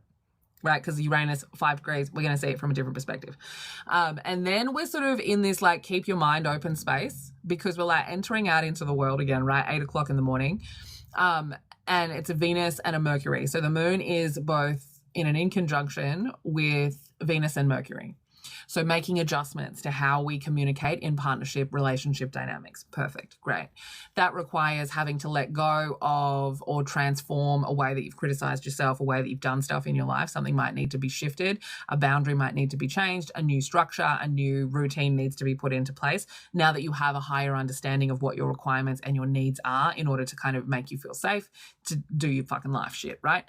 And then letting go again of like any inner mentalities and self-value systems that keep your weird self in the dark, right? We're letting go of those. We're letting those float away. And then we can put into order a little bit more the value of nurturing ourselves, being of service to ourselves, allowing ourselves rest, especially because with Mars in Cancer, we need to know how we feel. And if we're not resting and we're tired, if we're like running ourselves fucking ragged, then all you're feeling is tired. And tired is not an emotion that you can fucking motivate yourself off. So the value to rest right now is that you will do your best work. You will feel your most motivated when you are connected to your emotional state. And you can't be connected to your emotional state if you're a fucking nutbag who's run around on fucking 2 hours sleep for a week. Trust me. I've fucking been there.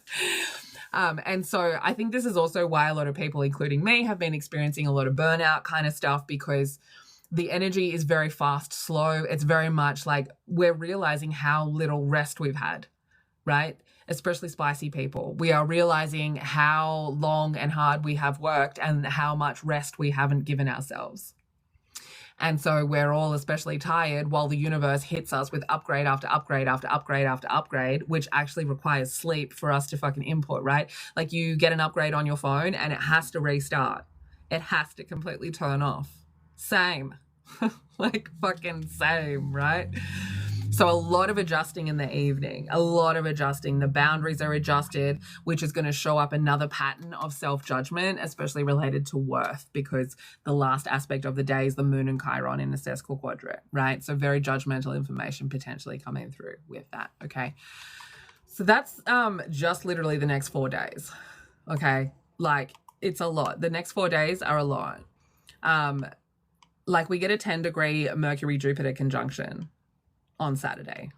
which is actually quite a lucky day for business. So, all right. So let me get my little fucking cheat sheet out and let's kind of go through this. Now, let me just double check I've got all my information correct. So who's moved? Mars has moved. Okay. Let me adjust my little map. Hold on. Here's my keyboard. All right. So what have we got? Who's in Aries still? Let's get my little map here so I can see what I'm doing. And then I'll tell you. I'll tell you what's going on per rising sign, okay?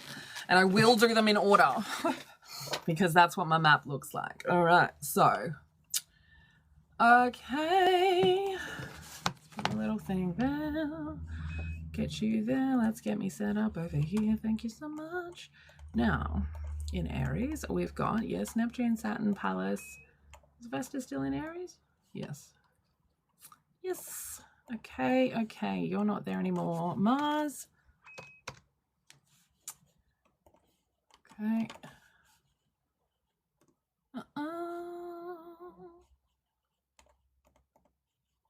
my God, where did you go?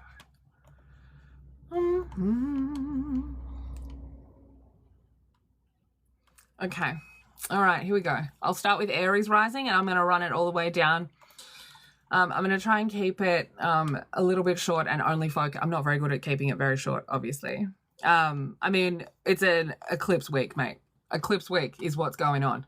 Shit's about to get real fucking weird. So let's move you. You are now here. Okay, Mars is in Cancer. Yep, and you're there, and you're there. Leo, Sun, Jupiter, South Node, Mercury also there. Okay. Okay, and that's it. And you're not there anymore. Oh, see, there's nothing in Virgo. Isn't that nice? For a change. We've only got, okay, because that is where Venus is. You're still there, you're still there, you're still there, you're still there. Okay. Okay, so Aries Rising. That's where we're starting. Aries Rising and this eclipse. The fuck. Let's see. Okay. So, all right, eclipse in the 5th house for Aries Rising. Now, okay. This could be the expansion of some places in your childhood, Aries Rising, where you were kind of unable to really show up as yourself, like where you were shut down, where you were not, where you just kind of didn't feel safe to express yourself completely. So this is really asking you to let go of any kind of programs that you held in that space, right?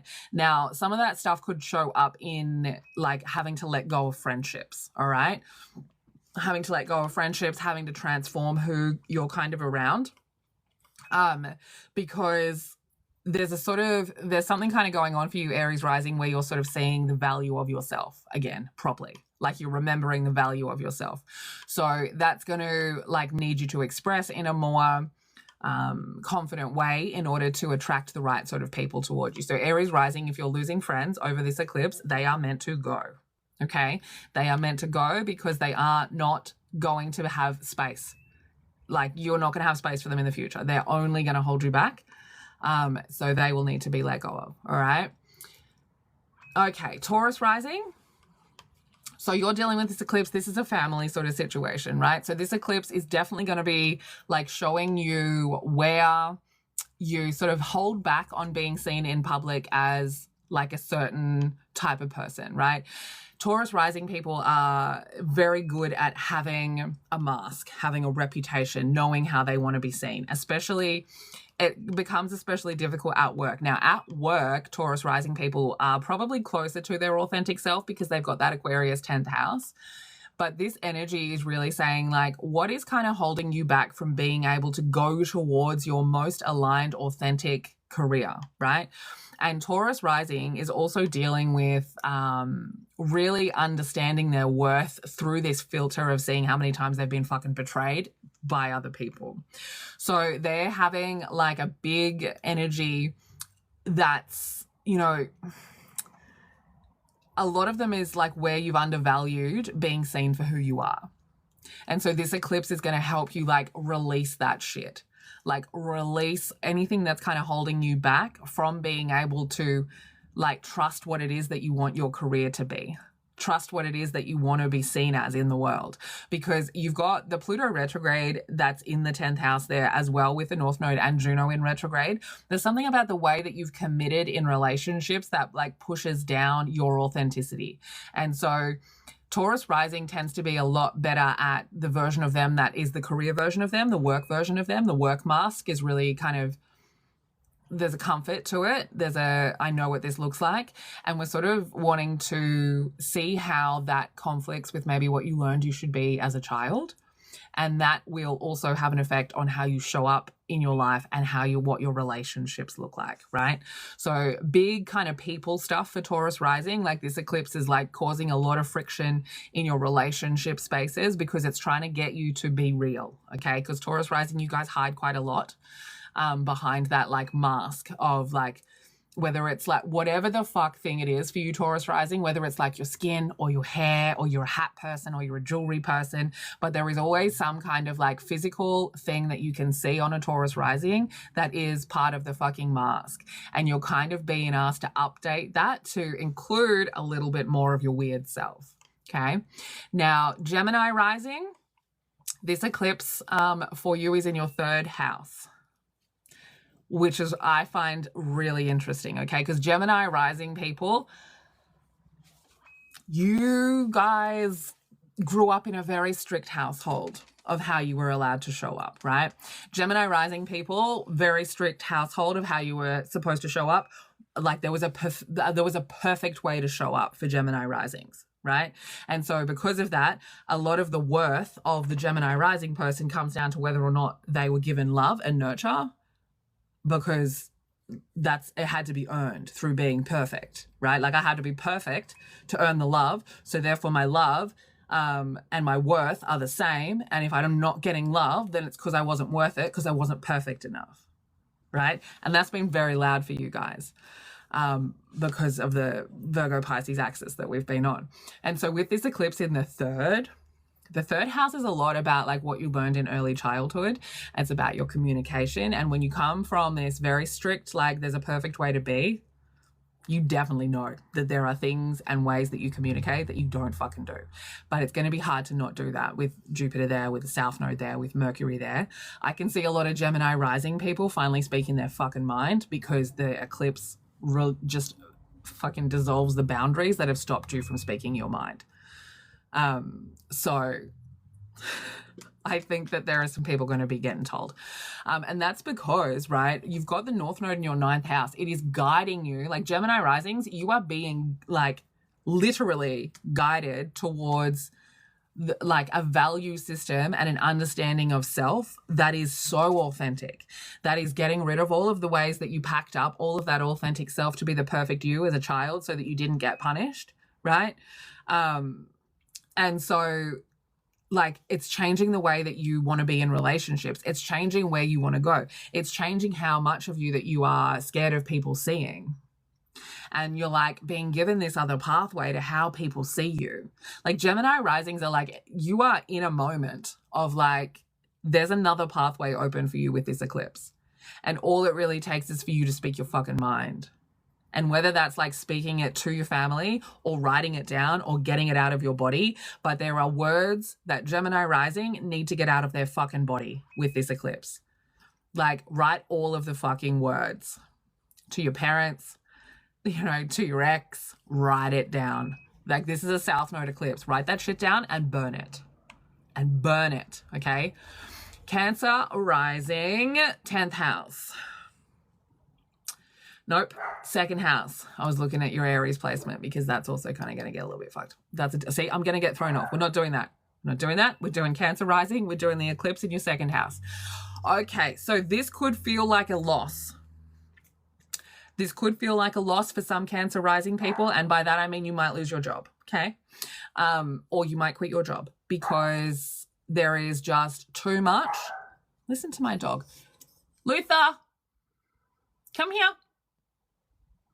Come on. He'll be barking at the cat who's probably gone on the roof. He doesn't like that. It's unsafe. So Okay, the eclipse happening in your second house, house of worth, house of money. Okay, so the sun is there, Jupiter is there, South Node is there, Mercury is there. So these are mentalities about your worth, definitely, especially about your worthiness of being loved and feeling safe and feeling nurtured.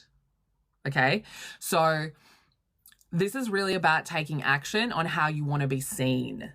Okay, on how you want to be seen, how you want people to see you, how you want to experience the world, right? You got Mars in your first house. You're really being like kind of like lit up in taking action and feeling motivated, right? And it's kind of pulling on where you maybe like held yourself back a little bit, where you sort of waited to feel a bit more secure in a relationship to show up as where you are. So you might be being asked to like be yourself a little bit more loudly, right? Cancer rising. And then with this eclipse, you're like already being yourself a little bit loudly. And this eclipse is sort of saying, well, let's let go now of all of these mentalities. Let's burn all these mentalities of worth that you had around like thinking that there was a perfect way to show up, a perfect way to be. And like, Cancer rising people, I always feel like it's one or the other way, right? Like your family space was like very balanced, right? You have a fourth house in Libra. And so it's like, it's either very balanced, very kind of amicable. And that was fine. And it was fine, but it wasn't like a deep emotional connection that you had with the family. And sometimes having fourth house in Libra is like not being allowed to have your opinion, right? Not being allowed to have your opinion because like, we don't want to cause any fights. And that can kind of really show up. You know, there's a lot of kind of trauma for Cancer rising in that like philosophy space, belief in myself, my own rules, like my own who I am, and like you guys are really fucking spiritual. You guys are really spiritual. But when you have a Libra fourth house and you're really spiritual, sometimes it means that your family was too logical. Luther, come here. Can hear him grumbling his way in. He's come on.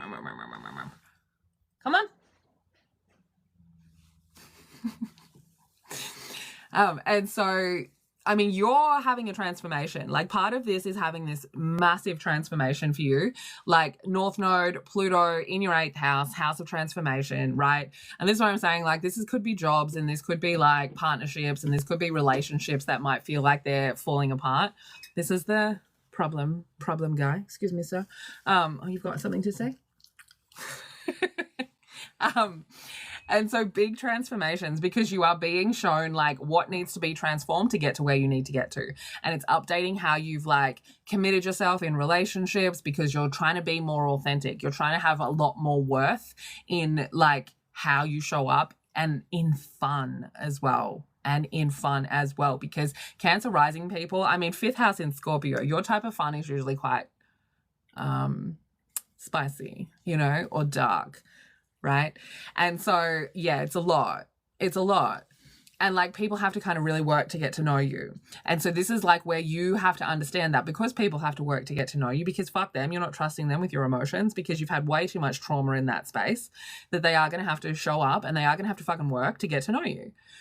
And so because people have to work to get to know you, you have to value yourself because it's going to take them a really long time to see your value because relationships were a certain type when you were a child. You weren't really allowed to kind of show your weird kind of dark little spicy self as open and freely as you would have liked. And there's something with this eclipse that is going to help you burn away a lot of self-worth issues. Like I said, for some people, it could involve like losing a job, but it wants you to burn away the self-worth issues that have been getting in the way of you being able to fully enter this transformation, to fully go into this new version of you and who you are, okay? And you've got a lot of spiritual shit going on. So it's like having to realign what worth is, what value is, you know, again, coming back to like where I initially started off, like really valuing the feminine intelligence, really valuing the emotional and spiritual information that you guys get, especially right now with all of the energy in your 12th house, okay? Leo Rising. I mean, babes, you guys have got a lot of shit going on. So, of course, this is happening in your first house, Leo Rising. So this is definitely the identities, the masks, the version of you, the personas that have run their fucking course. Okay, Leo Rising, that have run their fucking course. right? The mentalities, we're letting them go. We are not sitting comfortably in having to be perfect before we show up.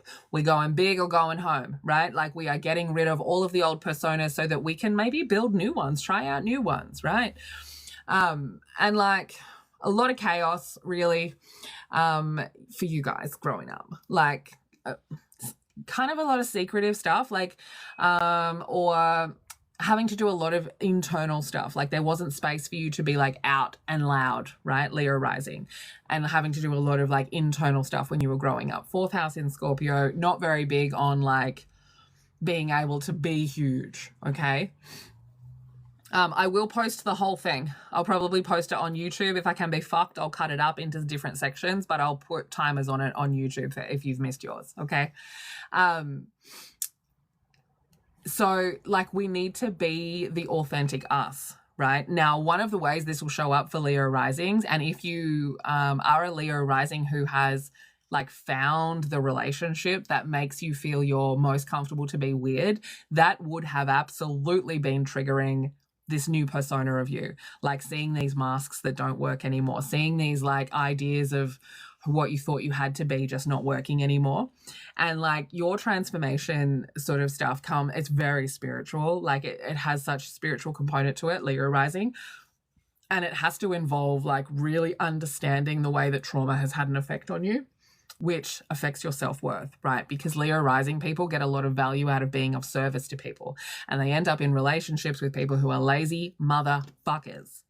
And they end up being slaves to these people because they're worried about showing up perfect. They have a lot of value put on being service to people. And with the 7th house in Aquarius, you're attracting a weirdo, right? But when you're in your younger days, you're also attracting someone fucking cold or someone fucking egotistical, because you're seeing in that mirror of relationships the weird side of you that you don't want anyone to fucking see. And so you guys are really being asked to fucking burn the masks, Leo rising, right? Like South Node eclipse in your first house. Like the personas that no longer work, get rid of them. That is how you will invite the proper relationships and partnerships into your life, is by burning those personas. And a lot of those have come from the way that you had to hide who you were as a child. Like it just has. And you know, probably also there's a work reputation attached as well. Like a lot of Leo rising people are in jobs where they have to be a certain version of themselves, right? Like, and I'll use the surgeon version again, right? Like, let's go even weirder. Like, you know, you might be, and this actually for Leo rising, for some people it would be, it would work. But like, if you are someone who like works in a funeral home, okay, like we need a mask for that. So this is like the reputation of like what you need to be at work, right? That has like, that works, but then the actual who you are as a person kind of gets stuck, right? You have this public persona that's like very set in stone because of your job or because of the people that you're around like at work, and there's like a certain way to show up. But this eclipse is like, bitch, burn all of those. And be who the fuck you are at every other point in your life. Sort of rewriting a lot of the inner programming for Leo rising about who they really fucking are, okay? Virgo rising, eclipse in your 8th house. So, I mean, full fucking let that shit go, okay? I can see a lot of Virgo rising people within this eclipse energy finally like finalizing fucking divorce shit, okay? Because, because this is like, it's happening in your 12th house, but it's also like, it's pulling on the 6th house as well. So it's something that's happening like in the reality of the world. And then with the Taurus Scorpio component to it, there's a lot of it that's like, okay, well, we're finishing out some of this fucking money shit that I've been dealing with, right? Now, what you're being asked to sort of burn is really your subconscious beliefs that cause you to judge yourself, Virgo rising, okay? We are sort of getting rid of any qualities of not being able to understand how your ego can like help you out. Okay. Now, you've got a lot of little weird routines that you probably weren't able to do as a child. I think a lot of Virgo rising people are spicy. Okay. That's just my experience. And like you have a lot of weird routines that your family didn't quite understand. And there was a lot of chaos in your family. So you maybe even couldn't do your little weird routines, right? Virgo rising people, as kids, you always just needed quiet, and you always came into a house where there was no quiet. And so you probably learned a lot of secrets because people just used to fucking talk all the time. And what you learned was through the chaos was like how to look like you were responsible. And you're kind of in a place now where you're being told that like all of your routines in your life and everything needs to align with your weirdness, and it's very uncomfortable. And a part of it that is uncomfortable is this like made up version of yourself that is hidden in your subconscious that is very much worried about what people think of it.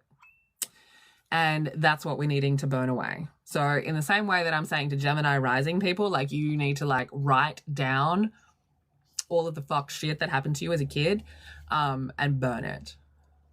In that same way, Virgo Rising should do that as well. Okay? Write down all of the fucked shit that happened as a kid, all of the chaos that has programmed you to not be a certain version of yourself, and burn that shit. Okay? Libra Rising. This one's going to be interesting for you guys. I can see some Libra Rising people like burning friendships that they've been holding on to for too long, okay? Or like stopping a project that they thought they'd be doing for the rest of their life. Or like quitting a job that they thought they would end up the CEO as, right? I can see some Libra Rising people just completely changing career paths or what their hobbies are, something they used to love, like a best friend who you've just realized actually only likes you when you're having a shit time and doesn't want you to shine. Like it's Libra Rising people, it's going to be good. Like you, Libra Rising, you've got so much like Saturn-y kind of energy just opposing your fucking first house. Like you are being told that like your friends need to be your friends. They need to understand you. They need to make you feel secure. They need to like let you shine, right?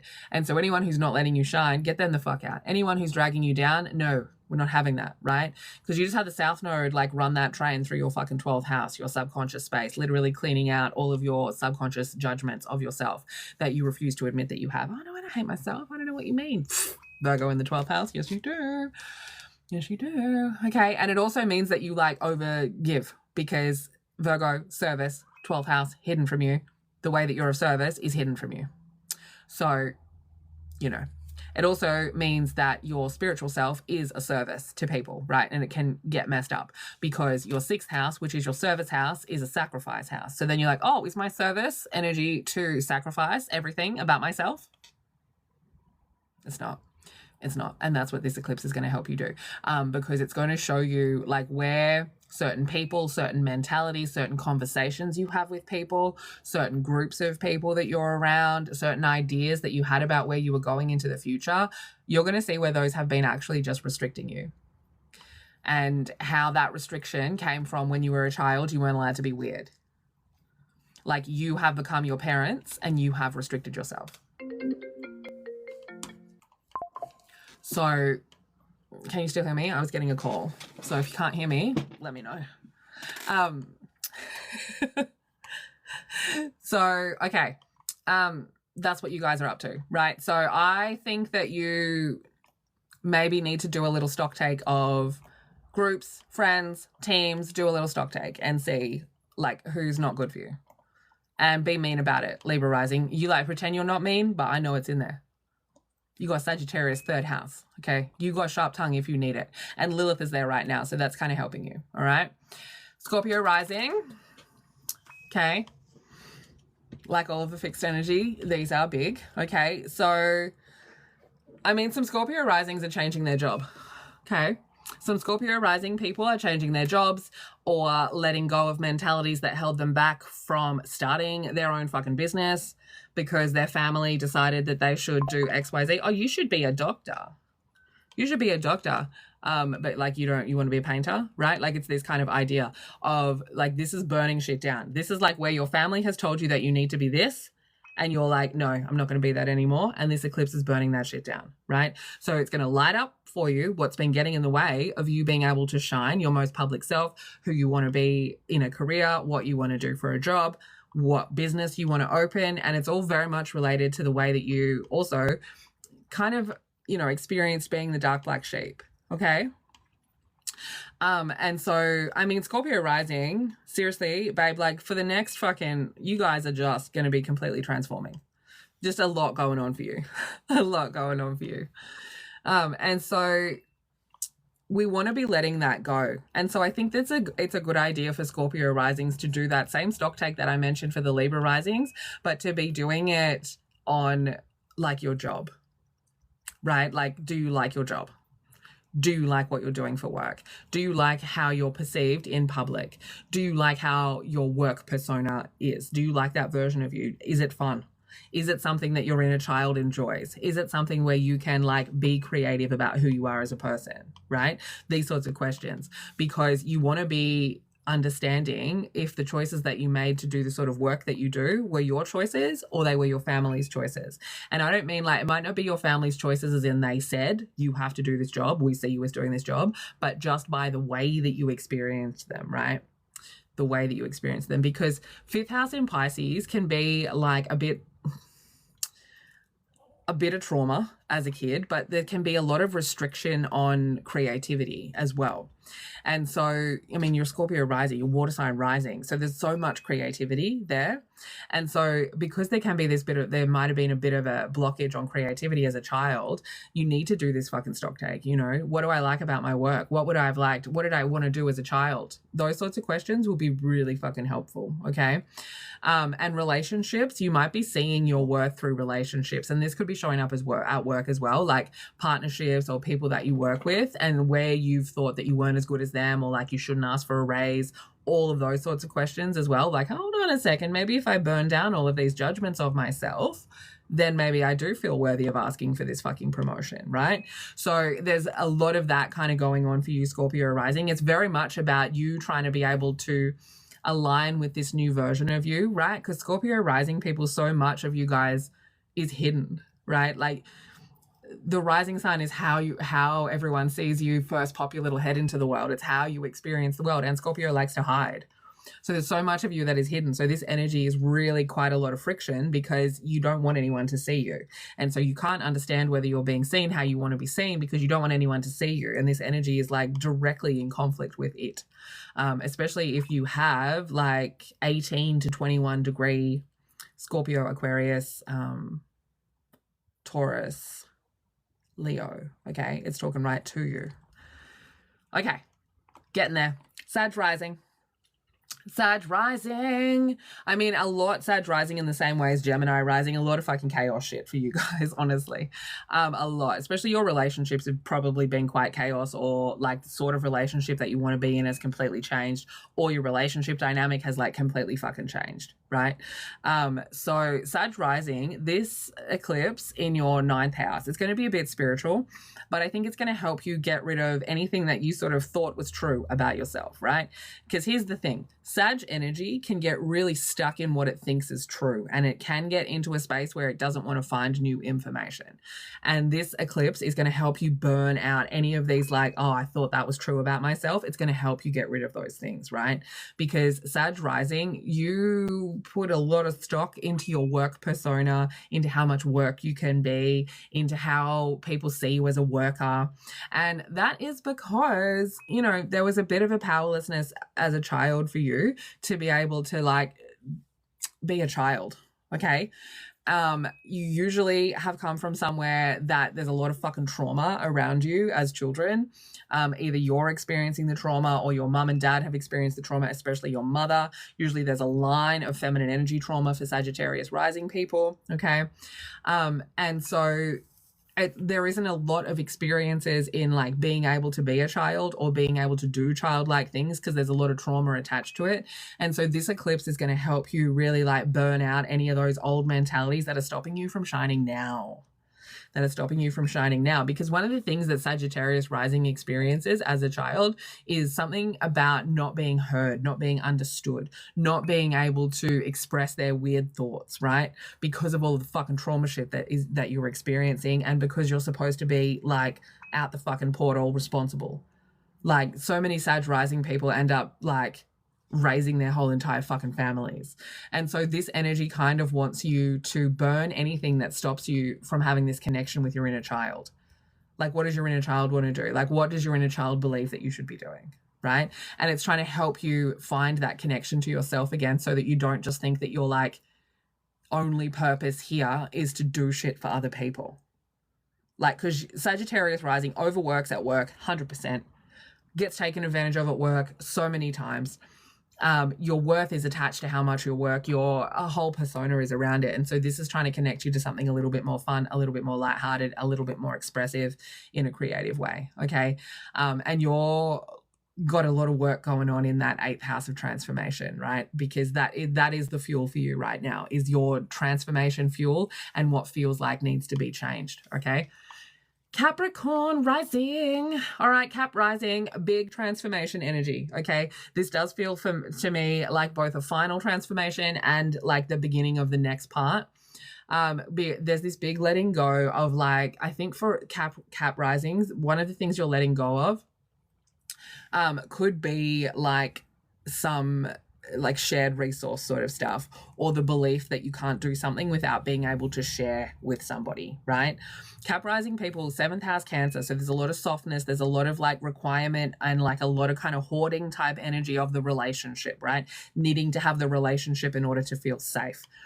Now, a lot of that could have been around how you grew up, and there might have been like a lot of fiery kind of energy around when you grew up, or a lot of like childlike energy, not a lot of like deep emotional kind of support for Capricorn Risings, because you kind of end up being that person again in that same kind of way.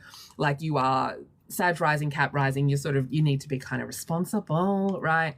And so a lot of the worth of Capricorn Rising is like being able to turn off its feelings, is being able to see something from a different perspective, and being able to like communicate in a way that understands trauma and can speak very emotionally and can help people feel better. And so the transformation is taking place here because there is something that needs to be understood, that a relationship isn't required for you to feel good about yourself and to feel loved and to feel like there is a worth to you, even if you don't have a resource to share, even if you don't have something that you can give to somebody else, build for somebody else, right? Even if you don't have that for somebody else, you're being asked to find your own worth. Okay. Now, you guys, part of this energy for you is going to involve where you probably either had issues with lack as well, like you couldn't enjoy things as a child. Maybe your family didn't have a lot of money, that's why we have this, I have to work very hard, or where that was love language, like gifts. And so again, there's no emotional connection there, and we sort of base our worth on what we can give to other people, what we can show other people, where we're not asking for anything emotional, right? It's very hard for Capricorn Rising people to have kind of asked for these things in their emotional space, okay?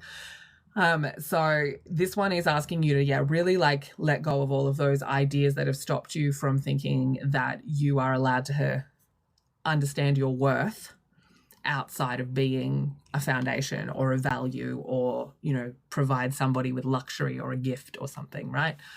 Aquarius Rising. Okay. I am an Aquarius Rising. So let's go. Now, I mean, we've been going through it. Let's be fair. Straight up. So we've got the South Node in the 7th house. So this eclipse is happening in the 7th house, and I couldn't be more fucking excited about it, right? So Aquarius Rising people, when you think of the 7th house as somewhat of a mirror, right? Because it is for all of us. It's how we sort of like see our reflection in a partnership, right? And so when it's in Leo, it's bright. The sun is there, okay? So it's like the house, our Aquarius Rising, how we show up. And then where we want to be liked tends to be in the 7th house, right? Aquarius Rising people, I don't really give a fuck about what you think of me. Like, if you don't like me, fuck off. You know what I mean? Virgo fucking sun, Scorpio moon, conjunct Saturn, like I don't care. But when I've chosen to be in a partnership with someone, I'm very serious about that, and I want to be able to love you big and large. And that mirror can sometimes be harsh, right? If that person doesn't want to love you back, like, and you like given everything, and you don't get to see that back, and then you feel like you're not given enough love, right? Because there's a lot of Aquarius Rising people are from a lot of like scarcity as children, and their worth is very much like from being able to overcome trauma, and it needs to be more about the worth of their creative nature and the worth of their spirituality. But because of the way that Aquarius Rising children grew up, where there was an impact on them being able to not speak their mind, not have their ideas heard, not feel like there was a place for their voice. And so because of that, the family space becomes like a little bit of like a hoarding type of energy space, or reputation based. Like, well, as long as we look a certain way, we don't want people to know that we're fucking XYZ. Like, let's not tell people we're poor, or let's not tell people that mum and dad have split up, right? Like all of these sorts of things. So Aquarius rising people end up, I mean, like with some of the most selfish people in relationship dynamics, because 7th house in Leo. And what we are trying to get from that mirror is being able to love somebody big. To see how we can love somebody big like the fucking sun, right? I express myself through love. And so when you're not with the right person, you end up going back into this, yeah, babe, you end up going back into that fucking mentality from childhood around like, well, I'm not showing up my reputation, I'm not being seen through the right light, or I'm not, you know, I can't have these things, I don't deserve these things. There's a lot of that kind of fucking energy, right? It's very harsh. And there tends to be this like very mysterious, but also you're quite possessive over it, of how the public sees you, like how you're seen, your public reputation. There's like a bit of a possessive nature to that. And there is a mystery to it as well. And this energy is sort of saying like, well, you know, we need to burn away anything that has been written in that relationship mentality space, right? Like, what have you learned from the mirrors that didn't mirror you back properly? What are those programs? Where have they gotten in the way of you being able to go forward and like be your biggest version of yourself and trust yourself in partnerships and trust somebody in a partnership to be able to love you back, right? All of those sorts of things. Now, there's a lot of judgment that Aquarius rising people make on themselves before they transform. A lot of transformation for Aquarius rising people comes from the harsh judgment of themselves, because 8th house in Virgo. So we need to be careful that that the judgment of self comes from a value system that is my value system. It's not a value system that I have made on a fucked mirror that never showed me that I was worthy of giving somebody love. Right? So this eclipse is like, and I will definitely be doing this.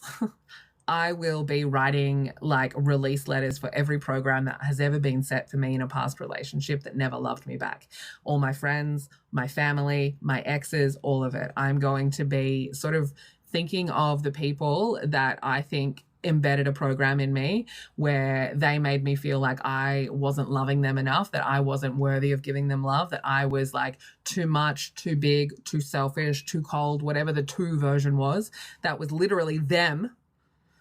And them seeing their shit, them seeing their inadequacies, them reacting to that. So I'm going to be writing all of that down, and I'm going to be like, I guess, kind of a massive cord cutting situation for Aquarius risings, right? Like really separate yourself from the mentalities that you fucking got from past relationships that were bullshit mirrors. Okay. Now, last but certainly not least, my Pisces rising friends. Okay. This eclipse for you is in your 6th house. So straight up, first and foremost, if you have been holding on to health habits that have been fucking your body, let them go. Let them go. Lest you enter an 18th month fucking cycle of trying to figure out what the fuck is wrong with you. Okay? Let that shit go. There has been certain things in your life, certain habits, certain ways of doing things that you have been ignoring, and you will need to see them and let them go. The other component of it is going to be for people who don't think that anybody should see the way that they live. Okay. Now that could be on a number of different ways, right? That could be because you think that the way that you do things is like people won't understand it, right? Because when you've got a 6th house in Leo, it wants to be big, right? So the habits, the physical world, the way that you live, the way that you put the puzzles together, it's big. It's big. It generally needs to be something external from your body. It needs to be something that lights you up. It needs to be something that's fun. It needs to be something that the inner child gets joy from, right? Like, you're not the sort of person who could very easily just like go through a list of fucking chores, right? Like, there needs to be some kind of fun component to it. And so this eclipse is like burning away all of the times and all of the places that you haven't wanted anyone to see, like, kind of what your requirements are when it comes to those sorts of daily life things, right? And any of the mentalities of judgment that you have around that, right? And I am including the ones where you call yourself lazy, because the way that your operating system works, there is times where you do actually need to be lazy, Pisces Rising. Okay, Pisces Rising people, you do need to be lazy sometimes, because you do need to be by yourself sometimes, and you do need to just like wrap a fucking blanket around your shoulders and go fully into the sadness.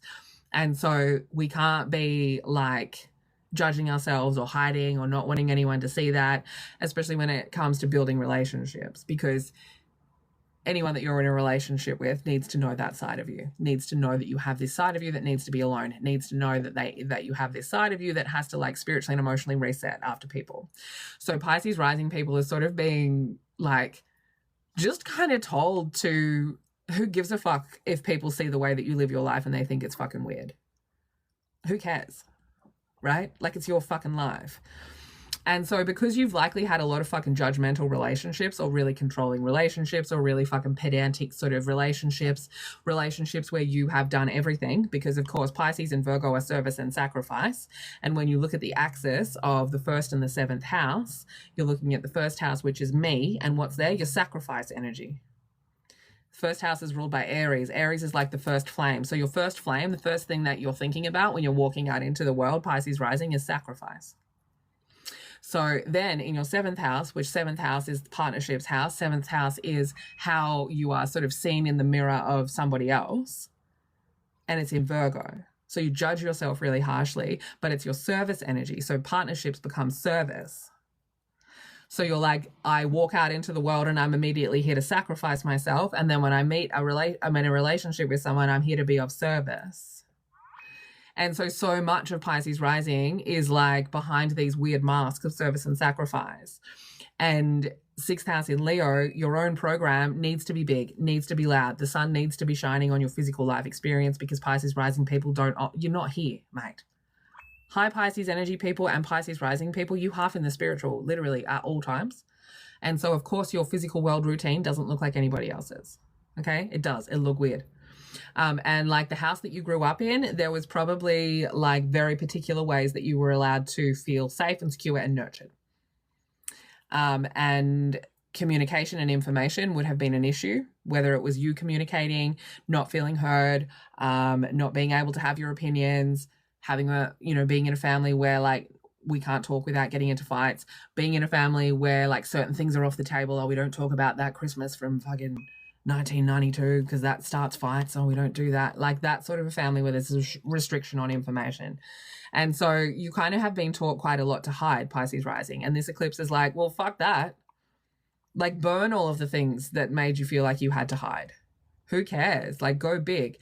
And that's because Pisces Rising, you've got Aquarius in the 12th house. Your authenticity, your ability to see things from that greater perspective, your ability to turn off your emotions to be able to see something from a greater perspective, it's kind of hidden from you, right? The Pisces Rising can reach that, but you've got to go into the spiritual space. You have to go into the spiritual.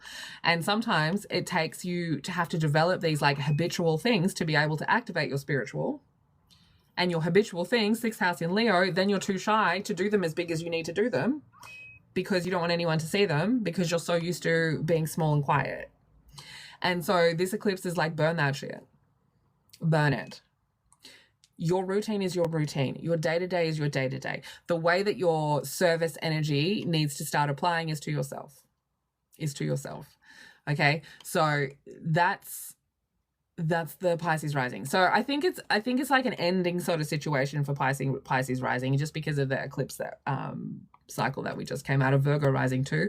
All of the mutables are having some kind of ending thing going on, and I think it's a really good idea to, wherever Leo is sitting in your house for the mutables, so Pisces, Virgo, Gemini, Sag, wherever you have that Leo house, write a releasing letter. That kind of goes for everyone, but I just think especially for the mutables who've been releasing quite a lot with the last nodal axis. So yeah. that's what I've got for you guys, for everyone who's been tuning in. What time is it? 10:30. Fuck, I've been talking for ages. How long have I been talking for? Does this thing fucking tell me? Anyway. Yeah. So that's what I've got for you. I will upload the whole video. I will upload it definitely to YouTube first because I won't have to cut it down to load it up to that. And if I can be fucked, I will cut it up so that it's all separate. But that'll take me forever, and I'm not going to waste my time doing that if I can just fucking timestamp it for you guys. Yeah. Thanks, Jan. Thanks, Jan. I mean, I've been looking, I do it for so long, like it's just like reading a story to me. And because like one of the things I think about astrology that really annoys me is like that pop astrology has ruined astrology so hard, like just on all levels, pop astrology has literally ruined astrology because, I mean, on one level, it makes people not believe it because it's fluff. On a second level, it simplifies it down to a sun sign, which is probably one of the most inaccurate things to look at, right? As like an explanation for your whole life. Thanks, Natalie. Great job taking notes. And it's a whole chart situation. Like you don't have to learn the whole fucking thing straight away, but it is when you're trying to interpret it. And people like I am part of a number of groups on Facebook, astrology groups. And so many people like, can someone explain my chart to me? And I'm just like, how much astrology do you know? Like, because you can't. Like, there's so much to it. And like, I wouldn't expect everybody to know what I know because, I mean, I live the astrology on the day-to-day, right? I live it. So I know what's where. It's in my head. I talk to my clients about it. I can see, I've got like this many Taurus Rising clients. They're all experiencing this. So I have my own information and my own experience, plus my spicy brain, plus my Virgo stellium, plus my Aquarius Rising. Like just the makeup of me just makes me this filing cabinet that is like more than happy to keep putting in astrology information. And the more that I study and the more that I get into it and the more birth charts that I do, thank the fucking gods for the brain that I have sometimes. I hate it, but like it really does store a lot of the information in the filing cabinets. And with the right trigger, I can just open the filing cabinet at the right time. And so like I fucking feel blessed that I can like say to someone Gemini Rising and my brain will open the Gemini Rising filing cabinet and it will immediately go, well, Mars is in this house and this is in this house and this is in this house. And like that's what helps me tell the story. Like I always say, astrology is primarily learning a language. And it's the same thing as like, you're learning a language, you learn the alphabet, you learn how to put some simple sentences together, but that doesn't mean that you could tell a whole entire story in it. Like it takes a lot of practice. And so I feel blessed to be able to come on and do it. I always love coming onto the lives. I always feel like the people that need me are always like on the lives. And you're always so great to each other. Like watching you guys talk to each other is always fantastic as well. You're always so sweet and nice and supportive of each other. And I love that I attract that sort of community. I think also because I don't really take shit off any of the ones that come in, like I think that's the Aquarius Rising part right there that I can fucking hope for and thank very much. So, I mean, fucking eclipse energy, all right? Like it's a lot. It's a lot. And we want to be releasing as much as we can because and I will do some more lives. I want to do some lives that are more like classes where I'm sort of going over the axes and stuff. So look out for those. I probably will do some this week. Probably do a lot more lives this week. Just to be able to get a lot of this information out that I think is kind of important for people this month, especially with the full moon eclipse in Pisces at the end of the month. So getting people informed. I love that. I love that people are like crafting and taking notes and like I love that, being the little podcast voice in the background, just like talking to your higher self. I love that. I always say that to people. Like sometimes I'll like ramble astrology at people and they'll be like, I don't understand what you're saying. I wasn't talking to you. I was just like telling the code to your higher self so that it could be input.